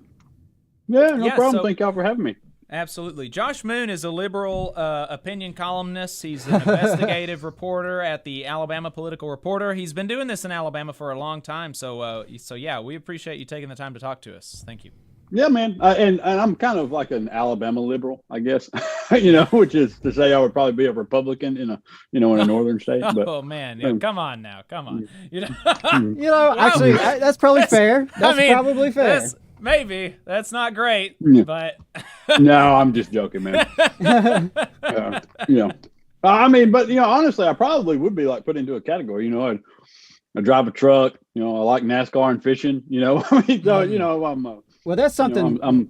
You know, that's something we can definitely relate to as lifelong Southerners who also happen to be leftist. We end up in a lot of spaces where they're not used to folks like us. Yeah. I mean, we're right. You know, in many ways, stereotypical Southern white boys. We just so happen to have very left-wing politics and be militant unionists. It's weird, man. I don't know. It's because it's very odd for me to be in this kind of company, you know, because I'm usually not. And so, do y'all get also sucked into the conversations where people just assume that you are a right-wing, little bit racist person? You know, I tell you, I was. Yeah, definitely. The worst thing that happened to me most recently was I was at and I won't say the trade union just to provide some amount of cover, but I was at a trade union hall talking to him about how we've got a radio program on a black talk station in his area, in Muscle Shoals, and on the conservative station in Huntsville, and so and we've got some unions that sponsor the show. We got several unions sponsor the show, and I told them that we would appreciate the support, but if there's anything that any events that they have going on or anything that they want to highlight, we'd love to talk to them about it, whether or not they sponsor the show. And this guy was like, I don't really know that we want to advertise to that audience. I find that they're not a very good cultural fit. And I'm like, holy shit. Holy shit, man. No, it's just, there was, we have, my wife will teach swimming lessons to young kids. And so, you run into a lot of folks that way. And she typically just does it with friends and things like that, and acquaintances. But she started to get more and more people, as this area has grown, because we live in Madison as well. And there are just a ton of people out there looking for, any kind of service, basically. And there was a lady the other day that said some things about the school system and how it's kind of being overrun by the wrong people, if you know what I mean. Right. And she was like, have you not even looked at us on Facebook? Right. Have you not seen what my husband does and what he says? Look at for just one, look at how long my hair is. Come on, read the room a little bit, guy. Yeah, right. Yeah. So I know, man. So you've been doing the journalism thing in Alabama for a while. How long have you been writing in Alabama? I started at the Montgomery Advertiser while I was still in college at Auburn Montgomery. When I want to say it was 1999 was the first time I went over there and started taking high school football scores on Friday nights for them, getting paid $35 a night to sit in the office and and take down some scores and things. And it just kind of went from there. My first real gig with them was covering Alabama State University, historically black college in Montgomery, their athletic programs. I started covering them in 2001. And so, yeah, we just kind of went from there. And man, I got tossed into the fire there. That was they had a big scandal going, and that's kind of basically how I got started in doing investigative reporting stuff. Was I was tossed into this situation where I had to be basically an investigative reporter, even though I didn't really realize that's what I was doing. And so it just kind of snowballed from there. And I realized I really liked it. And then kind of got into writing columns and then at a point, you realize there are things that are taking place outside of sports that, affect a lot of the people that you're covering in sports. Because I covered, a lot of very, very poor black athletes in this state and around the Southeast for a long time. And you hear their stories. And I'll tell you one thing that really got me was Katrina and how it affected a lot of the guys that I covered. I talked to some kids who, their families were just devastated in New Orleans. They were living in a college dorm while their families in the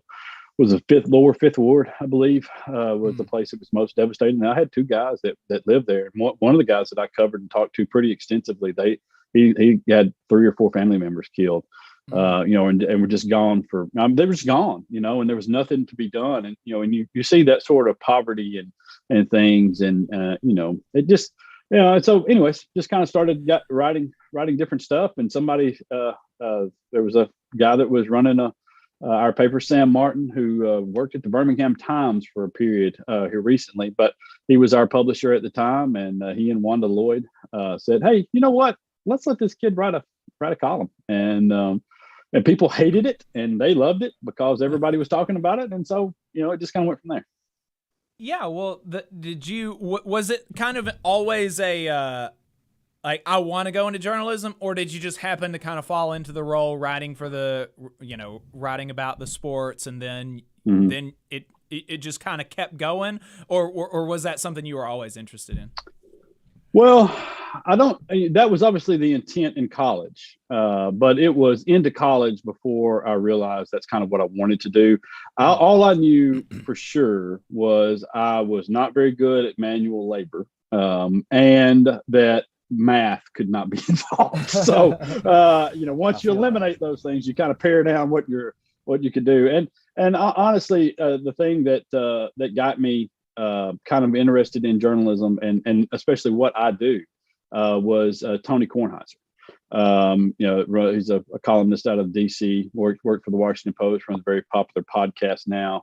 Had a radio show with ESPN for years, but he wrote sports and a lifestyle column that was humorous and things. And it, kind of showed me that you can do these two things and you don't have to be pigeonholed into one thing.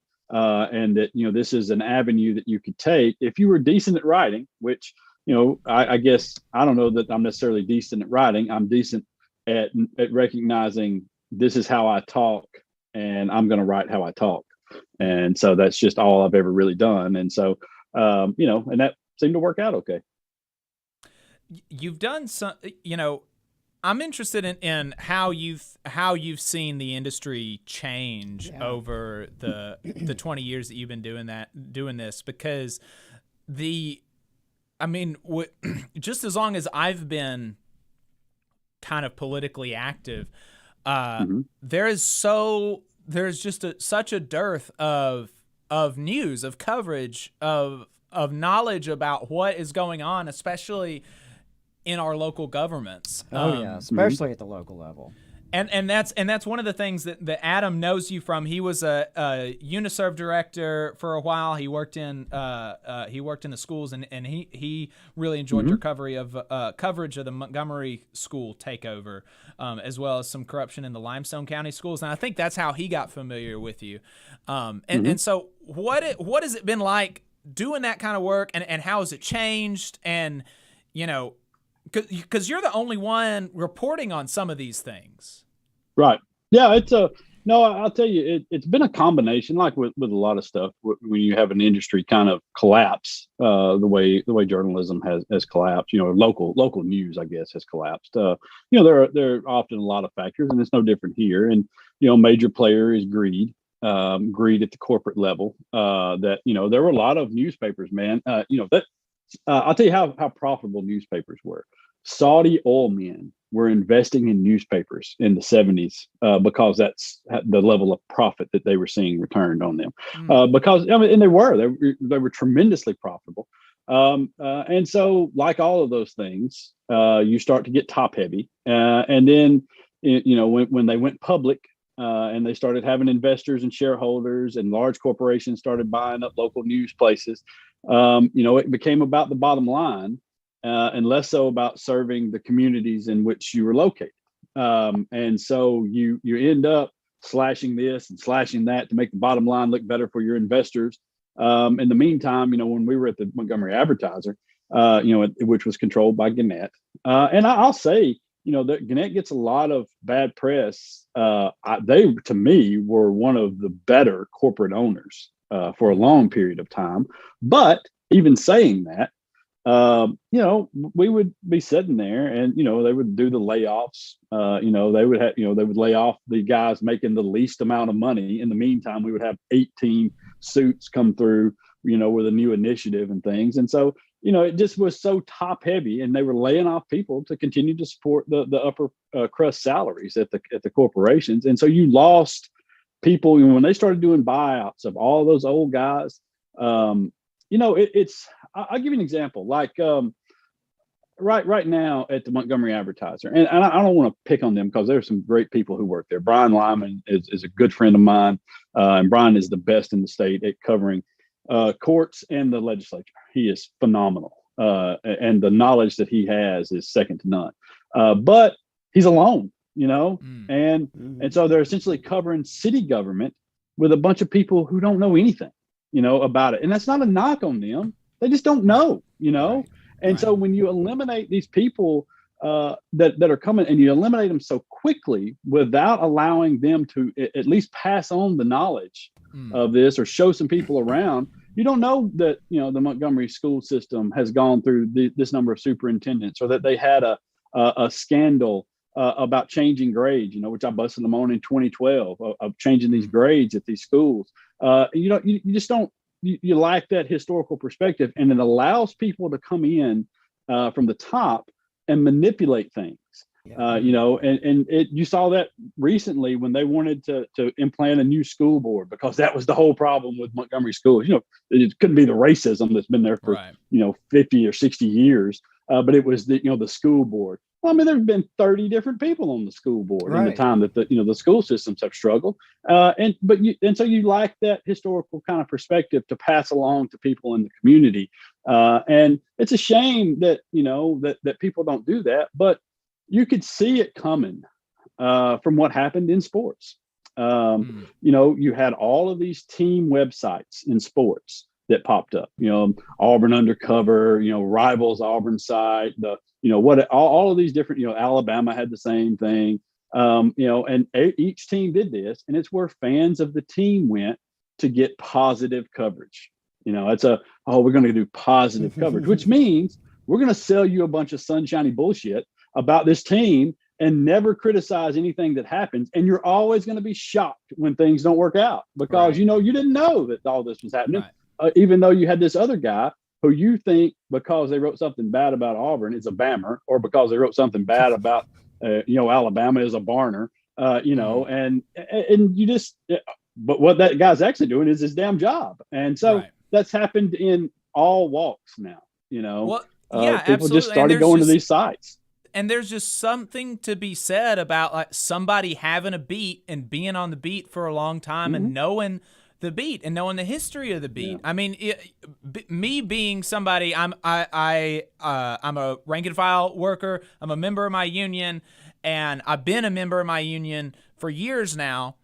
But even just 4 years in the labor movement has given me significantly more understanding of how unions operate than almost anybody in Alabama media. And you see super remedial things that are just incorrect that would be remedied by a labor reporter being able to do this. You know, like saying the AFL-CIO is a union, like saying right to work means that they can fire you anytime, like saying that the Teamsters are called that because they're coming together as a team. You know, these are things that I've seen local reporters say, and it's not necessarily that those are super indicting of their coverage, but it's like they literally don't know anything about people. You've got AL.com, they've got a business reporter reporting on the UMWA strike and the Amazon stuff in Bessemer.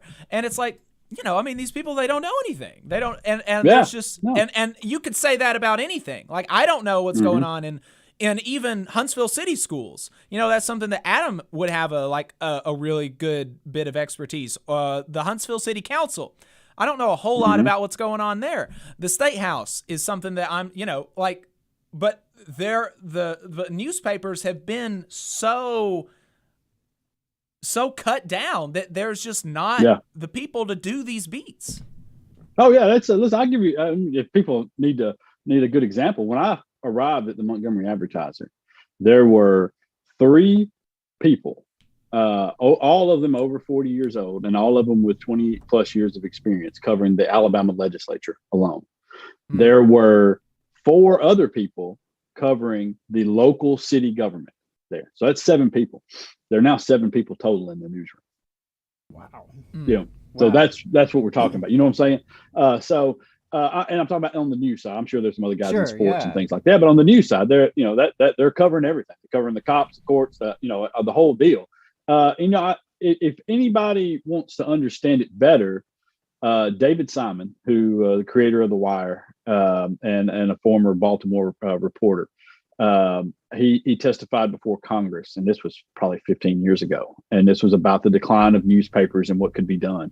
And he talked about what the dangers were of losing these guys that were on, say, the cops beat. It's like, I go to cop bars and I hang out with cops. I talk to police officers. Yeah, we apologize for that. That does not sound. No, I'm just saying, but no, it's he said I go and I talk to these people. Because you have to have relationships. Yeah. Right. Yeah, with everything, there are very, very good cops, very good people that want to do a fantastic job on that. They understand what the job is. There are others who are misguided and don't understand what they should be doing. There are others that are ego driven and things. And so when that eliminated a lot of these press releases that people just buy at face value, when the cops put them out and tell you what's happened somewhere, and then you find out, in a lawsuit a year later, oh shit, that's not what happened in this thing at all. They completely lied about this. And so that's what you've lost, is that person that's there giving you a fair perspective on what's taking place and understanding what's happening there. And you don't have that anymore. And it's not just in cops. It's in cops, it's in courts, it's in the legislature, it's in your city government, it's in schools, it's everywhere out there. You've lost that. And you're right. The lack of information that gets to people now is devastating to a lot of communities. And, it's really hurtful, and I hate to see it. Yeah. And Jacob, I was just going to give one more example on kind of how I saw it play out as a labor organizer on my side of things. When I first started in Huntsville as a representative of Huntsville City Schools employees, of course, I wanted to get to know the reporters in the area. And I got to know a reporter at the Huntsville Times.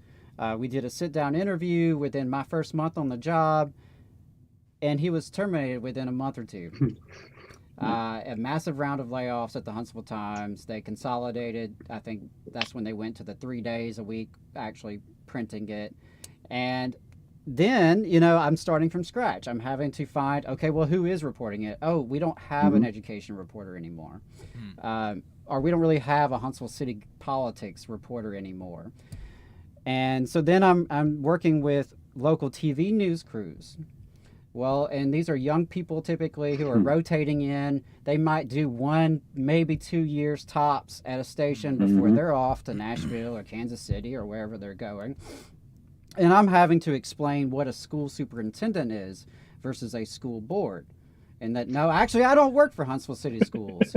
I work for the Alabama Education Association, who represents employees in Huntsville. And so, like you said, Jacob, in like very elementary remedial kind of things. And having to that's explain it every few months. Right. And it wasn't to insult their intelligence. They're, fine people, but they're not experts at any of this. And in most cases, in my experience, they would call me up about 2 hours before they needed to have something turned in. And were frantically searching for someone willing to go on camera so that they could get about 25 seconds from me that they could stick into a 90-second story within the next 2 hours. And that's not the same as having long-standing relationships or, as you mentioned, Josh, having that history, the institutional knowledge of, hey, this new school board president, they're saying the same shit the old one said 10 years ago. We've been there, done that. That's crazy, man. And this is, I want to say too, I don't knock any reporter because they're in a horrible position on this. They're covering 4 different beats. They're getting calls all the time from people who are overworking the hell out of them and underpaying them. You get paid more for being a manager at McDonald's than you do for most of these entry-level jobs into journalism now. And it's, and I'll say, just to say, Ashley Rimkus, Paul Gaddis, there are a number. Anna Claire at AL.com. They do a really good job in trying to cover all of these things. And if you look at what they're trying to cover, man, I feel so bad about kind of shitting the coverage of what they're doing because they're doing. They're running their damn legs off trying to do this stuff, and they're only human. And so they're doing the best they can. It's just that what the situation that's been created is so unmanageable now. And it's really a shame that we haven't figured out a good way to kind of give people, because people will read these things. People are interested in what's going on in these different areas of stuff. And it's a shame we haven't figured out a delivery system that works and it can be monetized to the point where we can actually pay some of these people to do these jobs that we need. Yeah, and while we're talking about the industry part of it, and I almost hesitate to ask you about it because I don't want to put you in a weird situation, and so feel free to. I don't know that your boss is going to be listening to this, but feel free to not answer if you don't want to.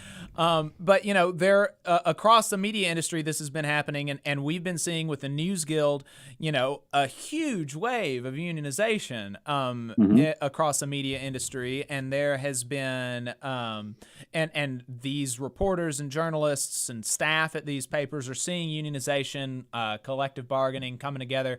As a remedy to this, having some more control over the budgets in their newsrooms and how things are allocated, and even some are even going further than that. At the Appeal, for instance, which is a national criminal justice journalism nonprofit, they unionized.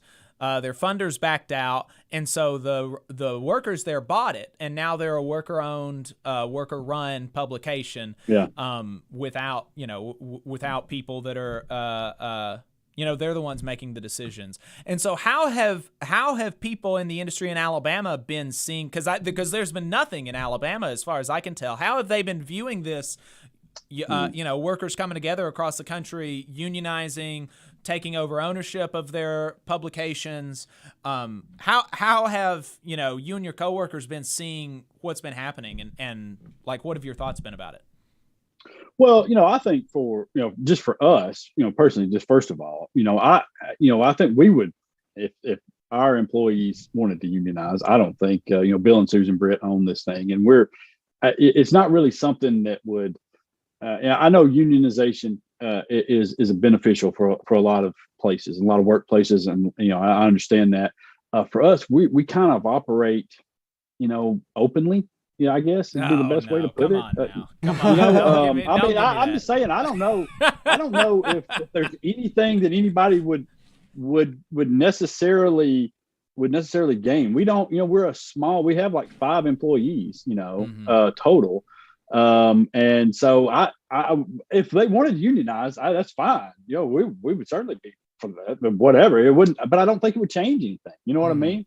It certainly wouldn't be, there would be no punitive of any shape or form there. But it's, we all kind of know what we got, you know what I mean? There's just not much of it, So for us, but listen, I think that in the industry overall, one of the things, when I was at the Advertiser and with Gannett, we had a number of papers throughout the Gannett family that were unionized, and you would get these releases from the company, and they would, say, hey, this is what's going to take place. We're doing a layoff, a downsizing at our papers, except for. And then there would be the list of the unionized places over here, and in which place we're negotiating. We're negotiating with the union at those shops, and inevitably, when the negotiations were over, their deals would always be better than our deal.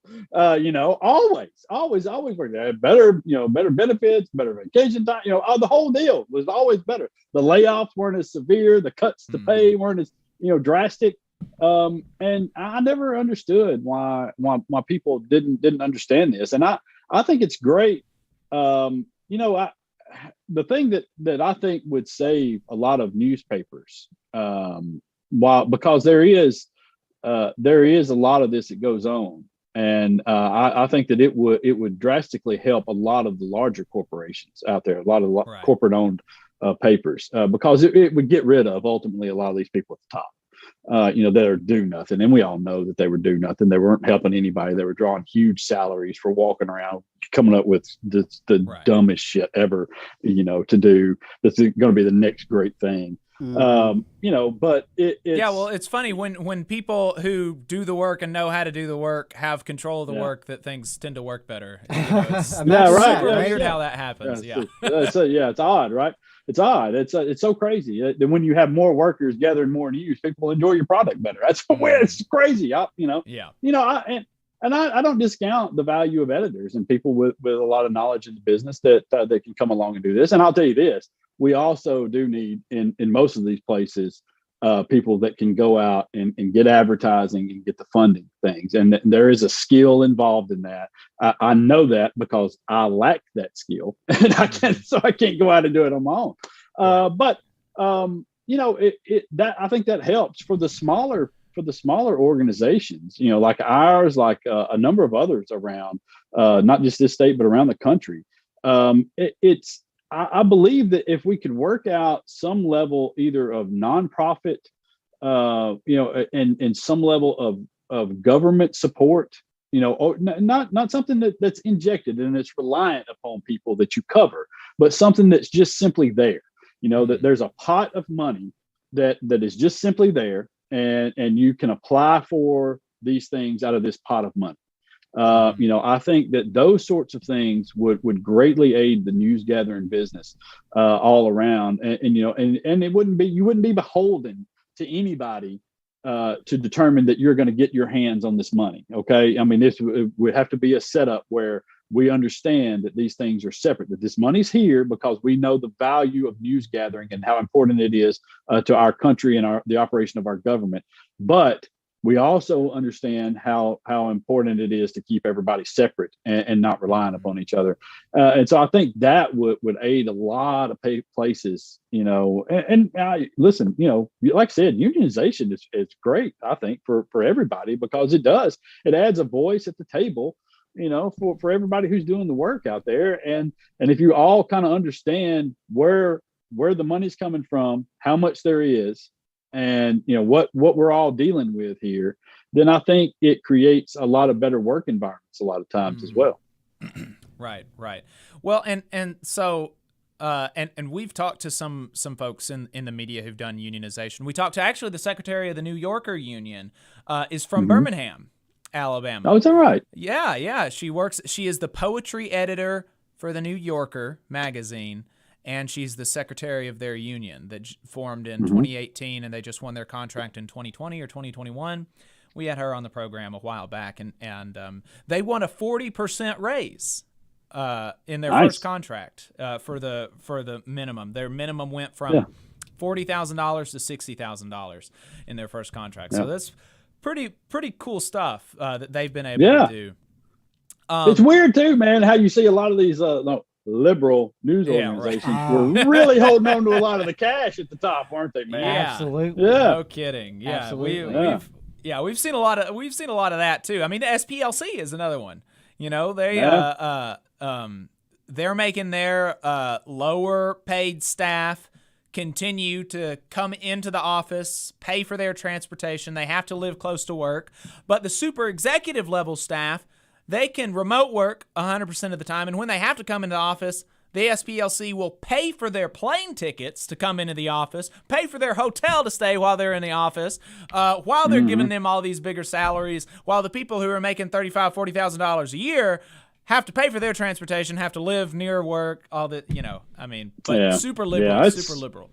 Yeah, super liberal. I know it's people will understand one of these days that greed does not know a political party. Right, all right. It is not bound by that. And I wish more people would stop worrying about that and just kind of vote for your own interest and vote for what works for you at your house and pays your bills. Mm-hmm.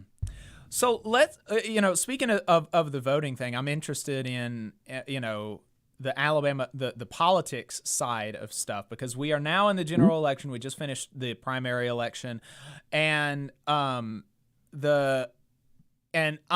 am, as a person on the left,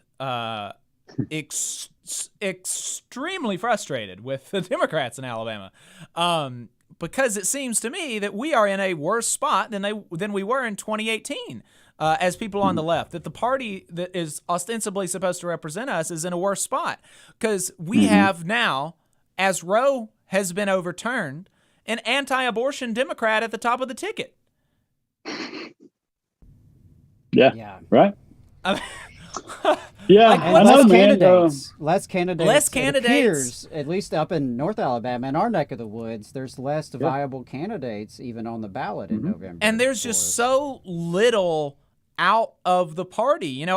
We had Chris England on the show a couple of weeks ago, and we talked to him about the anti-protest bill that just came through, and they were able to defeat that, and they did a good job. But while they were fighting it, it seemed to me that they could have also gone on the offense and fashioned a constitutional speech bill, mirrored after the constitutional carry bill that would limit municipalities' ability to restrict the right to protest, that would eliminate the authority that the Tuscaloosa County judge had to issue the injunction against striking Alabama coal miners, and put them on the defensive, say, explain to us why you reckon the government ought to tell Alabama coal miners when and where and how they can protest. Explain to us why you hate free speech. Why do you hate free? Yeah. And Chris England was like, oh yeah, that sounds like a good idea. And it's like, what do you mean? Like what? Yeah. I'm just a fucking guy. What do you mean that sounds like a good idea? Like some dude. So I don't know, like what's going on? Like what's going on? Well, well, all right. So, I've had my frustrations as well, with them. And I know a lot of these guys. I consider a lot of them friends. And I'll tell you this, there are a lot of people, man, I'll tell you a good guess. And I don't want to, just a suggestion. I'm just offering a suggestion here. I'm not trying to tell you things, how to run a show or anything like that, certainly, because y'all do a great job. But Anthony Daniels would be a great guy for y'all to talk to if you haven't. He's the House Minority Leader in Alabama, from Huntsville, and probably one of the smartest political minds I know. And we had him on our podcast. That's the reason why I say this. We had him on our podcast this week, the Alabama Politics This Week podcast, and he talked about his frustrations with the state party and with the national party as well. And he talked about the shape that Alabama finds itself in so often because it's considered a red state and unwinnable by the National Democratic Party. And he said, that's true in a lot of regards. However, we run this state for 100 and something years. We were Democrat. Now, obviously, we all know that a lot of those Democrats were really Republicans, and not a lot of the politics really changed. But the Democratic Party was in control of things, and that's still in the back of minds of a lot of old school voters in this state, that they're not just anti-Democrat. When they see somebody on the ticket at this point. But he said, what people don't seem to realize is when you give up a fight in this state all the way down the state and you just toss it aside, that helps Republicans save money, because now they don't have to spend the money in this state to win those races or to make sure that they continue to control it. Now they can just throw that on the back burner and say, well, it's zero there, we're good, and they don't have to defend. And so, and I think that's a part of this. Another part of it is the party was so improperly run for a number of years, and we can argue as to whether or not it's still being improperly run. I'm open to people criticizing Chris England and Patricia Todd and the other folks that are running this thing now, because I think that there are some real questions, about what's gone on at the top of the party over the last few years and how they've spent a lot of the money that's come in. And I think they're very fair questions that can be asked. I do think that some of what they did in this cycle, even though you don't see a lot of names on the ballot, and I disagree with that. I disagreed with that approach to it. I did agree with limiting primary challenges, out there. So you're not going to waste a lot of time and money with two Democrats fighting each other in certain races, and kind of spreading them out into places where you feel like they could be successful, and focusing more at the county and city levels, because I do think that's probably your best pathway back, is if you focus on Huntsville, Birmingham, Montgomery and Mobile, Tuscaloosa and Auburn, and the counties that surround those places. If you focus on those, and it would be fairly easy. Now, we see it happening now in Madison. It's going to turn blue in a matter of time. That's coming. That Huntsville and Madison County are going to be blue probably within the next 5 or 6 years. And so, at that point, you're controlling a shitload of money. All right. And that's what makes the whole world go round. If you doubt that in politics, that's what it's all about. It's always all about the money.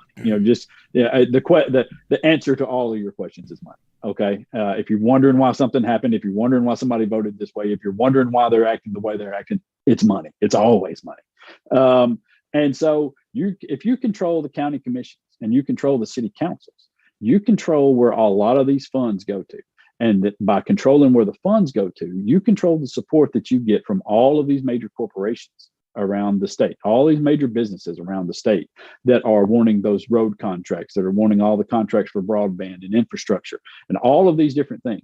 So I think that's a fairly smart way to go about this. And I think that they've done some pretty good things that you won't necessarily see, that won't be flashy, but I think that they've done some pretty good things at those levels to get people in place. But overall, you don't, I think, and that was my argument with them, put somebody at the top, put Stephen Reed at the top, put Randall Woodfin at the top. They're in no danger of losing their positions. Randall Woodfin was just reelected. Put him at the top of the ticket for a U.S. Senate race or for governor. Let them go out and build the black voting base up. Let them go out and get people rejuvenated for what's going to come in the future. And help other people down the ticket also come up. I think that would have been a better idea than what they've done. And, as it was, they just, they're still fighting and they're still doing a lot of the stupid shit that just is, hamstrung them for years. Yeah, well, talking about building the party, I mean, that's hopefully what we'll see in Kentucky with Charles Booker. Unlike Amy McGrath, who just lit millions of dollars on fire. It's weird how that works, isn't it? I mean, didn't do anything, like no building, and hopefully we'll see something different with Charles Booker. But yeah, you know, having, I don't know, it's just, well, I mean, it's bizarre. For me, just as the former history teacher in me, I look at where has Alabama made progress, and it's primarily been through working people organizing mass movements, whether it's, you know, the populists of the late 19th century, who then had the rug pulled out from underneath them by the racist 1901 Constitution, or the civil rights movement, or you know, even in education, when you saw black and white educators coming together, being able to organize and push back against Governor Wallace at the height of his power. And so I think that's where I would like to see the state Democrats really put an emphasis, is that without a mass movement of working class people that engages the majority of non-voters, which is the largest group, right, is the non-voters. Without that mass movement that is really engaging working class people, I don't see the electoral success is coming, because they could keep doing the same things. You're going to keep getting the same results. But as long as we have far right ideology that is so dominant in this state, and this is what I was going to mention earlier when we were talking about the media, you know, the far right has its own media apparatus, not just nationally, but here in Alabama with Yellowhammer, 1819, virtually every talk radio program in the state, except for ours and, you know, a couple black stations, basically. You know, so they have such a stranglehold that I think community organizing and labor organizing, if that's not part of the equation, I don't see a victory.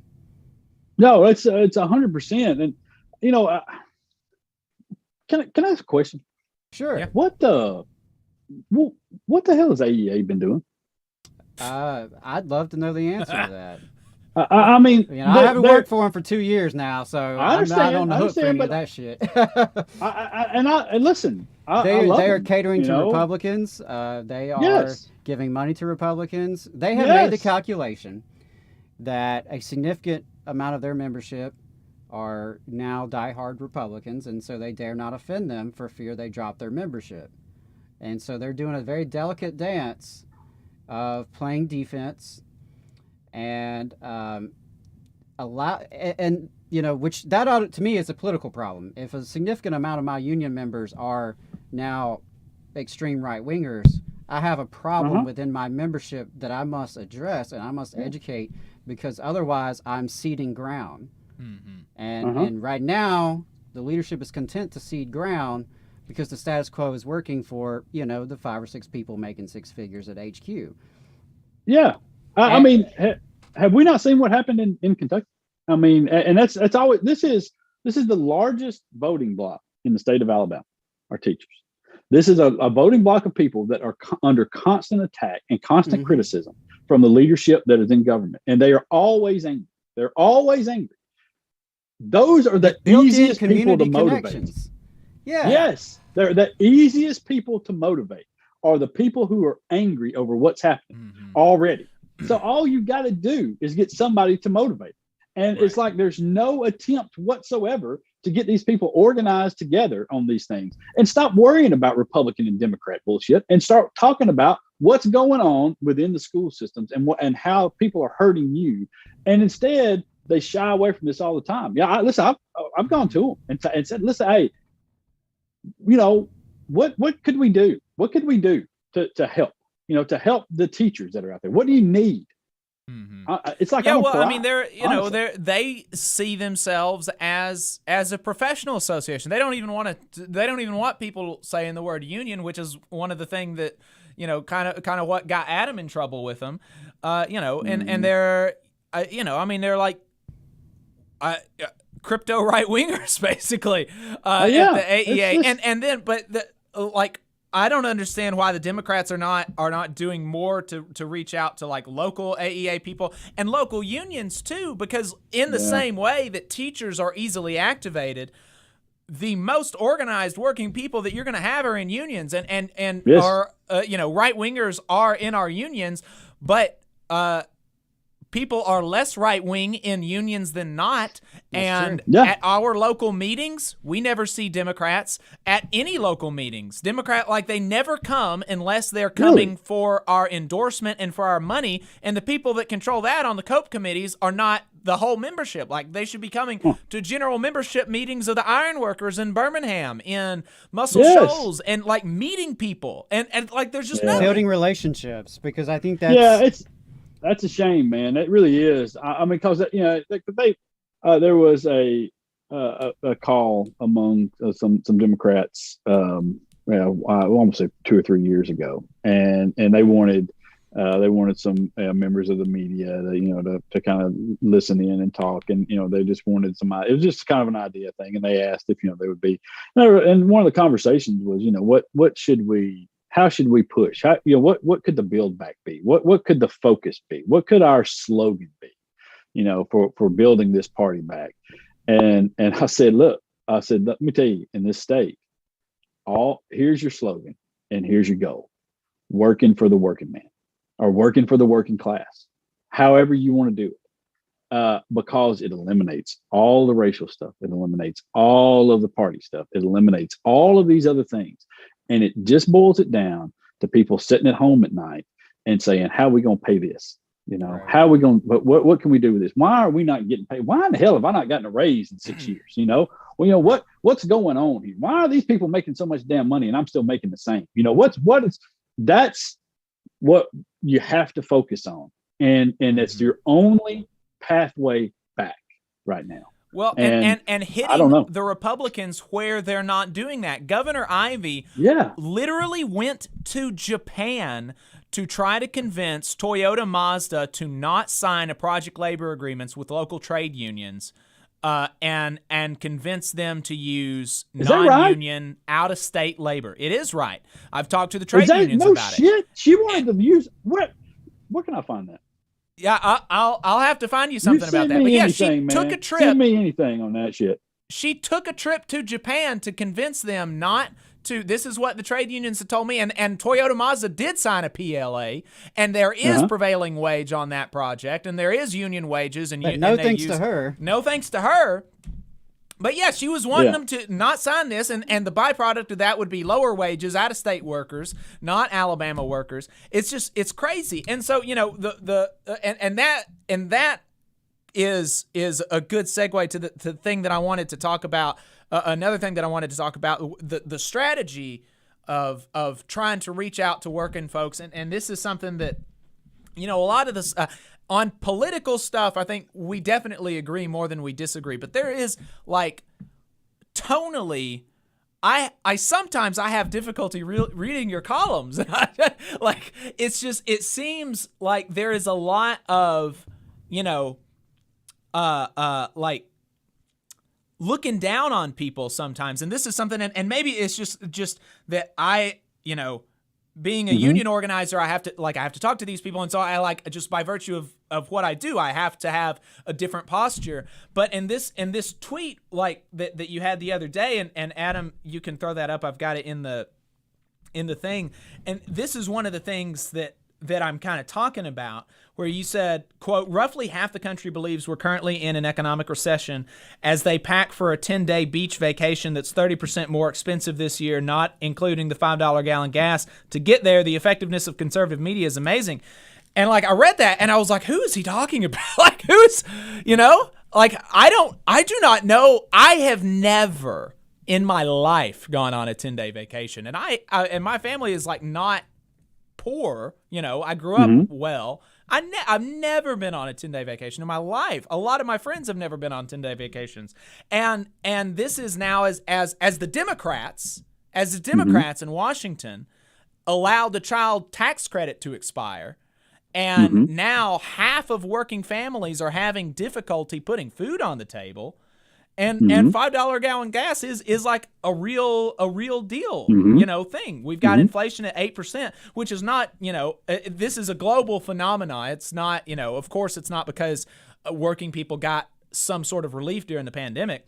But, reading this tweet, it read to me as out of touch. This guy doesn't know working people. This guy doesn't know what they're, and so and it plays into it seems to me the talking points that you get on right-wing media about liberal elites and stuff like that. And it seems to me that like liberal columnists and Democratic Party figures, they'll fall into this. And so I'm interested in how you kind of juxtapose some of the rhetoric that it seems to me that you fall into and that other people do with your prescription working for the working class. Like, how do you juxtapose those two things? Do you see them? Like, do you see what I'm do you see what I'm talking about? That I see a juxtaposition. Well, I see that there? you said. I see that you got one tweet that was that's really the context that you put it in. I don't think is accurate. What I was saying is simply that there's not a recession currently. There is, yeah. I mean, $5 gas, $5 gallon gas, and some of the other issues that have taken place here are certainly a problem. But check out what's taking place at our Gulf Coast for the rest of the summer. Check out what's taking place at all resort locations around, we're vacation locations around the South and other places. Right now, we're currently under 1% available bookings at most of these places. People are traveling all over the place. I believe our travel is up this year 30%, despite all of this is taking place. So the point was simply, we're not necessarily in a recession right now. What we have is a very good economy that was coming on the backside of a pandemic. And because of those two things crashing at the same time, we have created this inflation that ran out of control, not just because of that, but also because of a lot of corporate greed that have bumped up prices, and oil prices being one of them. And something, we could have passed a lot of things that could have tamped that down a lot. Matter of fact, Democrats tried to do one thing that Republicans were all voted against. Right. And so I think a lot of your economic future is based upon what's the attitude toward the economy in its current shape. And if you continue to tell people that we have an economy right now that's in a recession and, oh my God, it's going to be insane, then you're going to affect the way investors see the future. And you're also going to hurt things in the long term. Where if you actually put things in perspective and say, what we have right now, we got a lot of people that are still doing relatively well. We have a lot of working class people and below that, poverty level people that are struggling mightily because of things that have happened. And a lot of it is Democrats. And I have been very critical of them for, one, allowing the child tax credit, because there was a pathway to getting it done and they didn't get it done. No matter what you had to give up and all this stuff. And not to mention, you also got played by Joe Manchin, which everybody saw coming, except apparently Joe Biden and some Democrats. All right. You got played, and so we still have this, though, and you look at some unbiased economists out there, and they'll tell you that the inflationary period that we're going to have is going to be relatively short-lived. And so on the backside of this thing is going to be relying upon how people feel about the economy and what we can do. And that's my point here, is what conservative media is trying to push forward on people is that, oh, my God, the sky is falling, and we're going to be in horrible shape for unless we get Donald Trump or Ron DeSantis or some other Republican into the White House and Republicans take over both houses of Congress. That's the point of conservative media. They don't give a shit about anything else. So they don't care about the working class people. They don't care about anything else. Their only point is to say this. And that was my point with that tweet, is this is not the reality for most of the people right now, is that we're not going to have this, oh my God, the sky is falling thing forever. What we're going to have is we got an economy that right now is on the verge of having some bad things happen. And yes, I understand that on the verge may discount some people's struggles, and that's always the case. But we're talking about the overall view of America here. And I think that right now they're on the verge. And if we push it this way, then it's going to be bad for a lot of people. But if we continue to say, I think we can take these steps and work ourselves, and it'll be a fine economy, because I think it was headed that way with Joe Biden at the helm to begin with. And if we could have passed the Build Back Better plan and got that out of Congress, then I think a lot of things would be so much better for a lot of those people at the bottom. But they're not going to be aided by everybody saying, oh my God, we got to stop investing in these things, and we've got to stop doing this stuff, because we're going to hurt them overall in the long run. Well, and the Fed raising interest rates and Biden not doing anything about it. I mean, when the Fed was raising interest rates under Trump, he continually railed against them, and he actually got them to cut rates. And this is the same chairman. For some reason, Biden felt compelled to appoint Jerome Powell back to the Federal Reserve, and now he's raising interest rates. They're all the same, man, in a lot of ways. And that's why I was never really a Joe Biden guy. I mean, I like Joe Biden fine. I think he's a decent human being who wants to do good things, but he's been there for so long. He's caught in the, in that kind of DC trap of things, where, by a person that would be much more appealing to working class people, like myself and a lot of people listening to y'all, is somebody like AOC, and or Bernie, or a lot of those people would affect the working class people so much better than Joe Biden has, and he's not going to do it. I mean, and the other thing is allowing these major corporations to continue to buy large chunks of real estate in the housing market, and force people into these just absurd prices on things where they can control the whole market. Now you can't continue to allow that, and you see it happening every day right in front of you. Matter of fact, you've encouraged a couple of these people to continue doing this shit, and it just because you think it looks good for the housing market numbers and the economy is better off, and it's going to kill people long term, and we all see it coming. Everybody sees it. That's what I'm saying.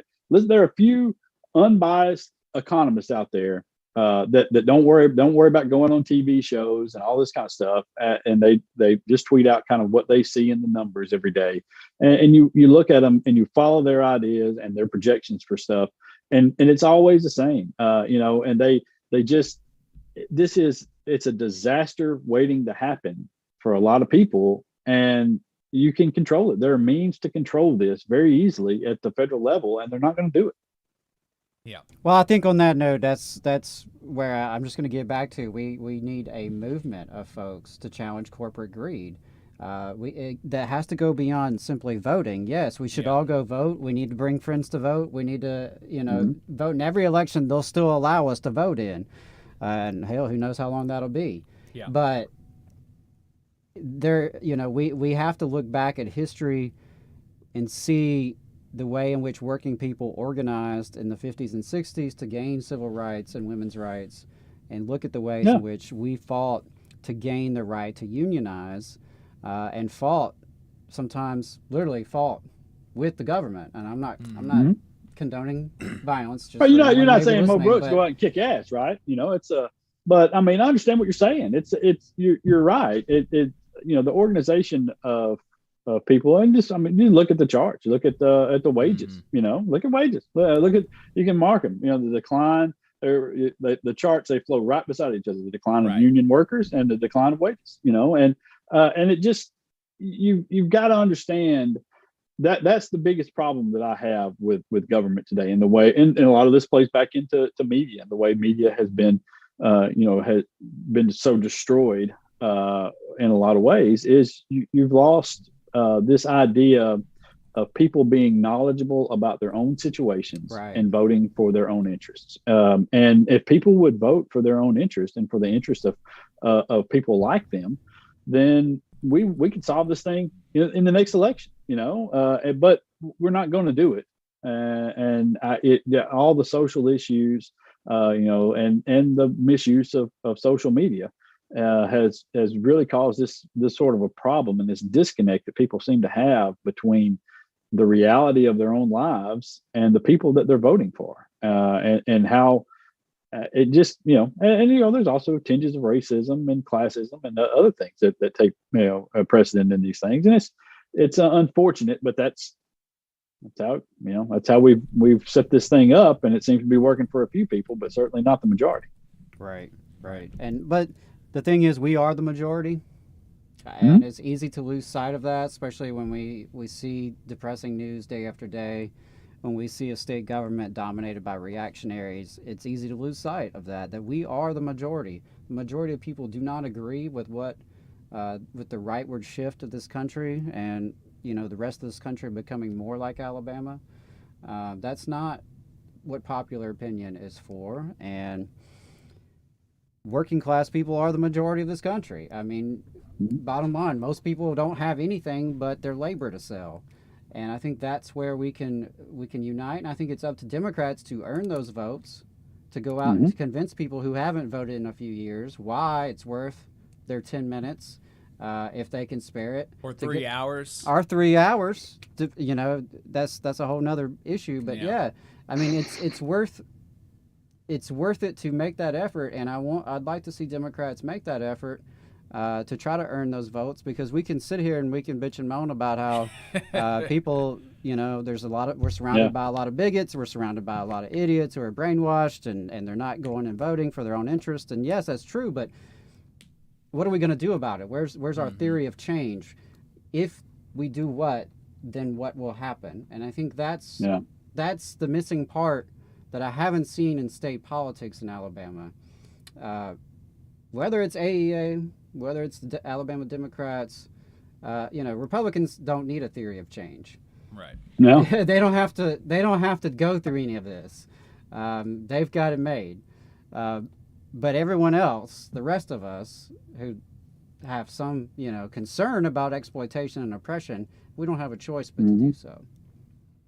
Yeah, and up here in North Alabama, especially, there's still a lot of people who view very fondly unions, because they understand their family history, and they understand a lot of them wouldn't be here without a union. Right. Their families were on the verge of decimation. And so, there's still a lot of good feelings about that, but the longer you wait, the more you're losing those people. Right. And you hear similar to the New the Deal. right to work. Yeah, I think the New Deal, there are a lot of parallels. A lot of families' lives were changed for the better. My very right-wing granny has fond memories of FDR. And, she votes Republican now, but she remembers fondly FDR and the New Deal. I can't get her to understand why. Yeah. It's, why is it you think, tough, Granny, man, that everybody in your life thought FDR was cool as shit? I wonder. Why is it you think that? Yeah, right. Yeah, it's odd that he had all these socialist programs, and and that seemed to save all of these socialist lives. And by socialists, I mean everybody. Right. It just you're right, man. The Republicans have done a phenomenal job at marketing themselves and playing on a select number of social issues and really hammering those things into the ground, and using them, media and social media to divide and play defense. Currently, just look at right now where their entire line is, oh, Joe Biden is terrible on inflation, he's terrible on X, he's terrible on this. And to date, they have not offered a single solution for any of it. No. Not even offered. They won't. Yeah. No, they don't have to. Joe Biden is bad. We hate teachers. We're spoiled. Let's play it's like a 4-second clip of no, we don't have the clips going to Zoom. But Rick Scott said and I'm sure that he's got this tax plan that'll raise taxes on the poorest and cut taxes. I'm going to say that is the only plan they've offered, is the one to raise taxes on everybody working. Yeah. Right. But he was at a speech the other day where he said Americans are the most spoiled people in the world or something. And it's like, oh man, listen, doesn't everybody have access to Medicaid fraud? Come on. Don't you? Didn't you just yesterday have $20 or so million worth of Medicaid fraud? Right. Come on. Yeah, I'd feel pretty spoiled right about now if I was sitting on that. Yeah. Yeah. Josh, I appreciate you too can be a lizard man and be successful. There you go, yeah. 20 million you have anything that you're working on right now, or anything you wanted to share with the audience? We do the podcast every week, Alabama Politics This Week, myself and David Person, and kind of discuss the weekly happenings. We normally take a little break in the summer, and so we're taking a couple of weeks off, but for the time being. But we'll be back, and we try to interview a lot of the Democratic, more progressive voices that are around the state that don't get interviews a lot of times. And last couple we had Anthony Daniels and Fred Gray. I don't know if y'all have I've ever spoken to Fred Gray or not, but I mean, my God. What about the voice of Alabama politics? We got Joe Marshall, and this goes to some like he's a former president of the Steelworkers Local at Champion Paper in Cortland. And he's still real yellow dog kind of Democrat, and he's still around, but yeah, he asked in the chat what happened to the voice of Alabama politics on Channel 54 on Sunday morning. I miss it, he says.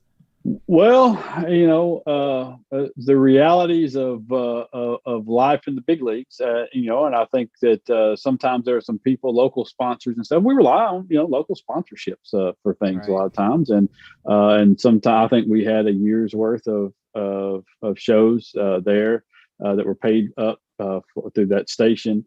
And really, that was probably our most expensive station that we're on. They're just the deal that we had to work out with them, and we're going to look at some other places to go to here. But the sponsorship for that ran out, and so we tried to work some things out with some different people, and I think we're pretty close to getting it back on somewhere in this area, in this market. But we weren't on here for a long time. That was relatively, when it came on last year.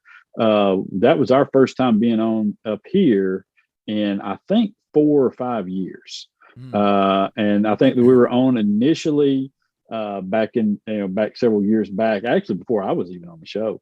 And so, now it went away, and we're going to try. We'd love to be on up in this market because we think it's really important. But we don't, the connections.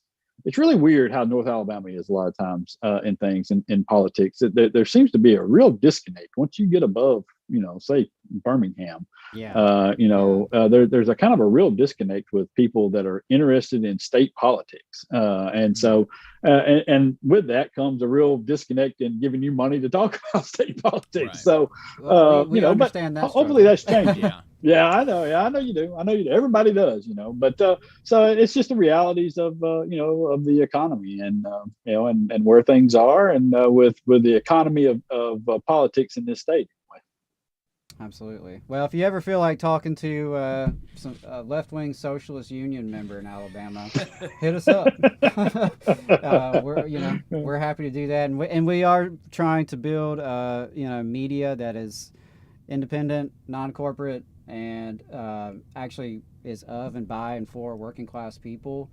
And so I think it's important to have shows such as yours and shows such as ours, so that there is something out there that goes beyond the mainstream narratives and sponsorships, for better or worse. So appreciate I think so too. And I'll tell you this, man, I think that there are a whole lot of people out there that are running businesses and things, especially small businesses now, that are starting to recognize that we need to do things a little differently. And so hopefully those folks will start to put some money behind, what they view as important. And so because we're not going to get very far with a one party system. That's not the way we work best. And so hopefully they'll, we can start to build back a little something. Right. Josh, appreciate your time. Absolutely. Yeah, man. Thank you, guys. I appreciate y'all. Yeah. Thank you. Enjoyed it. Thanks. All right, folks. Yeah, we've been talking to Josh Moon, investigative reporter at the Alabama Political Reporter. That's going to be it for us this week. We appreciate your time. We will see you next week.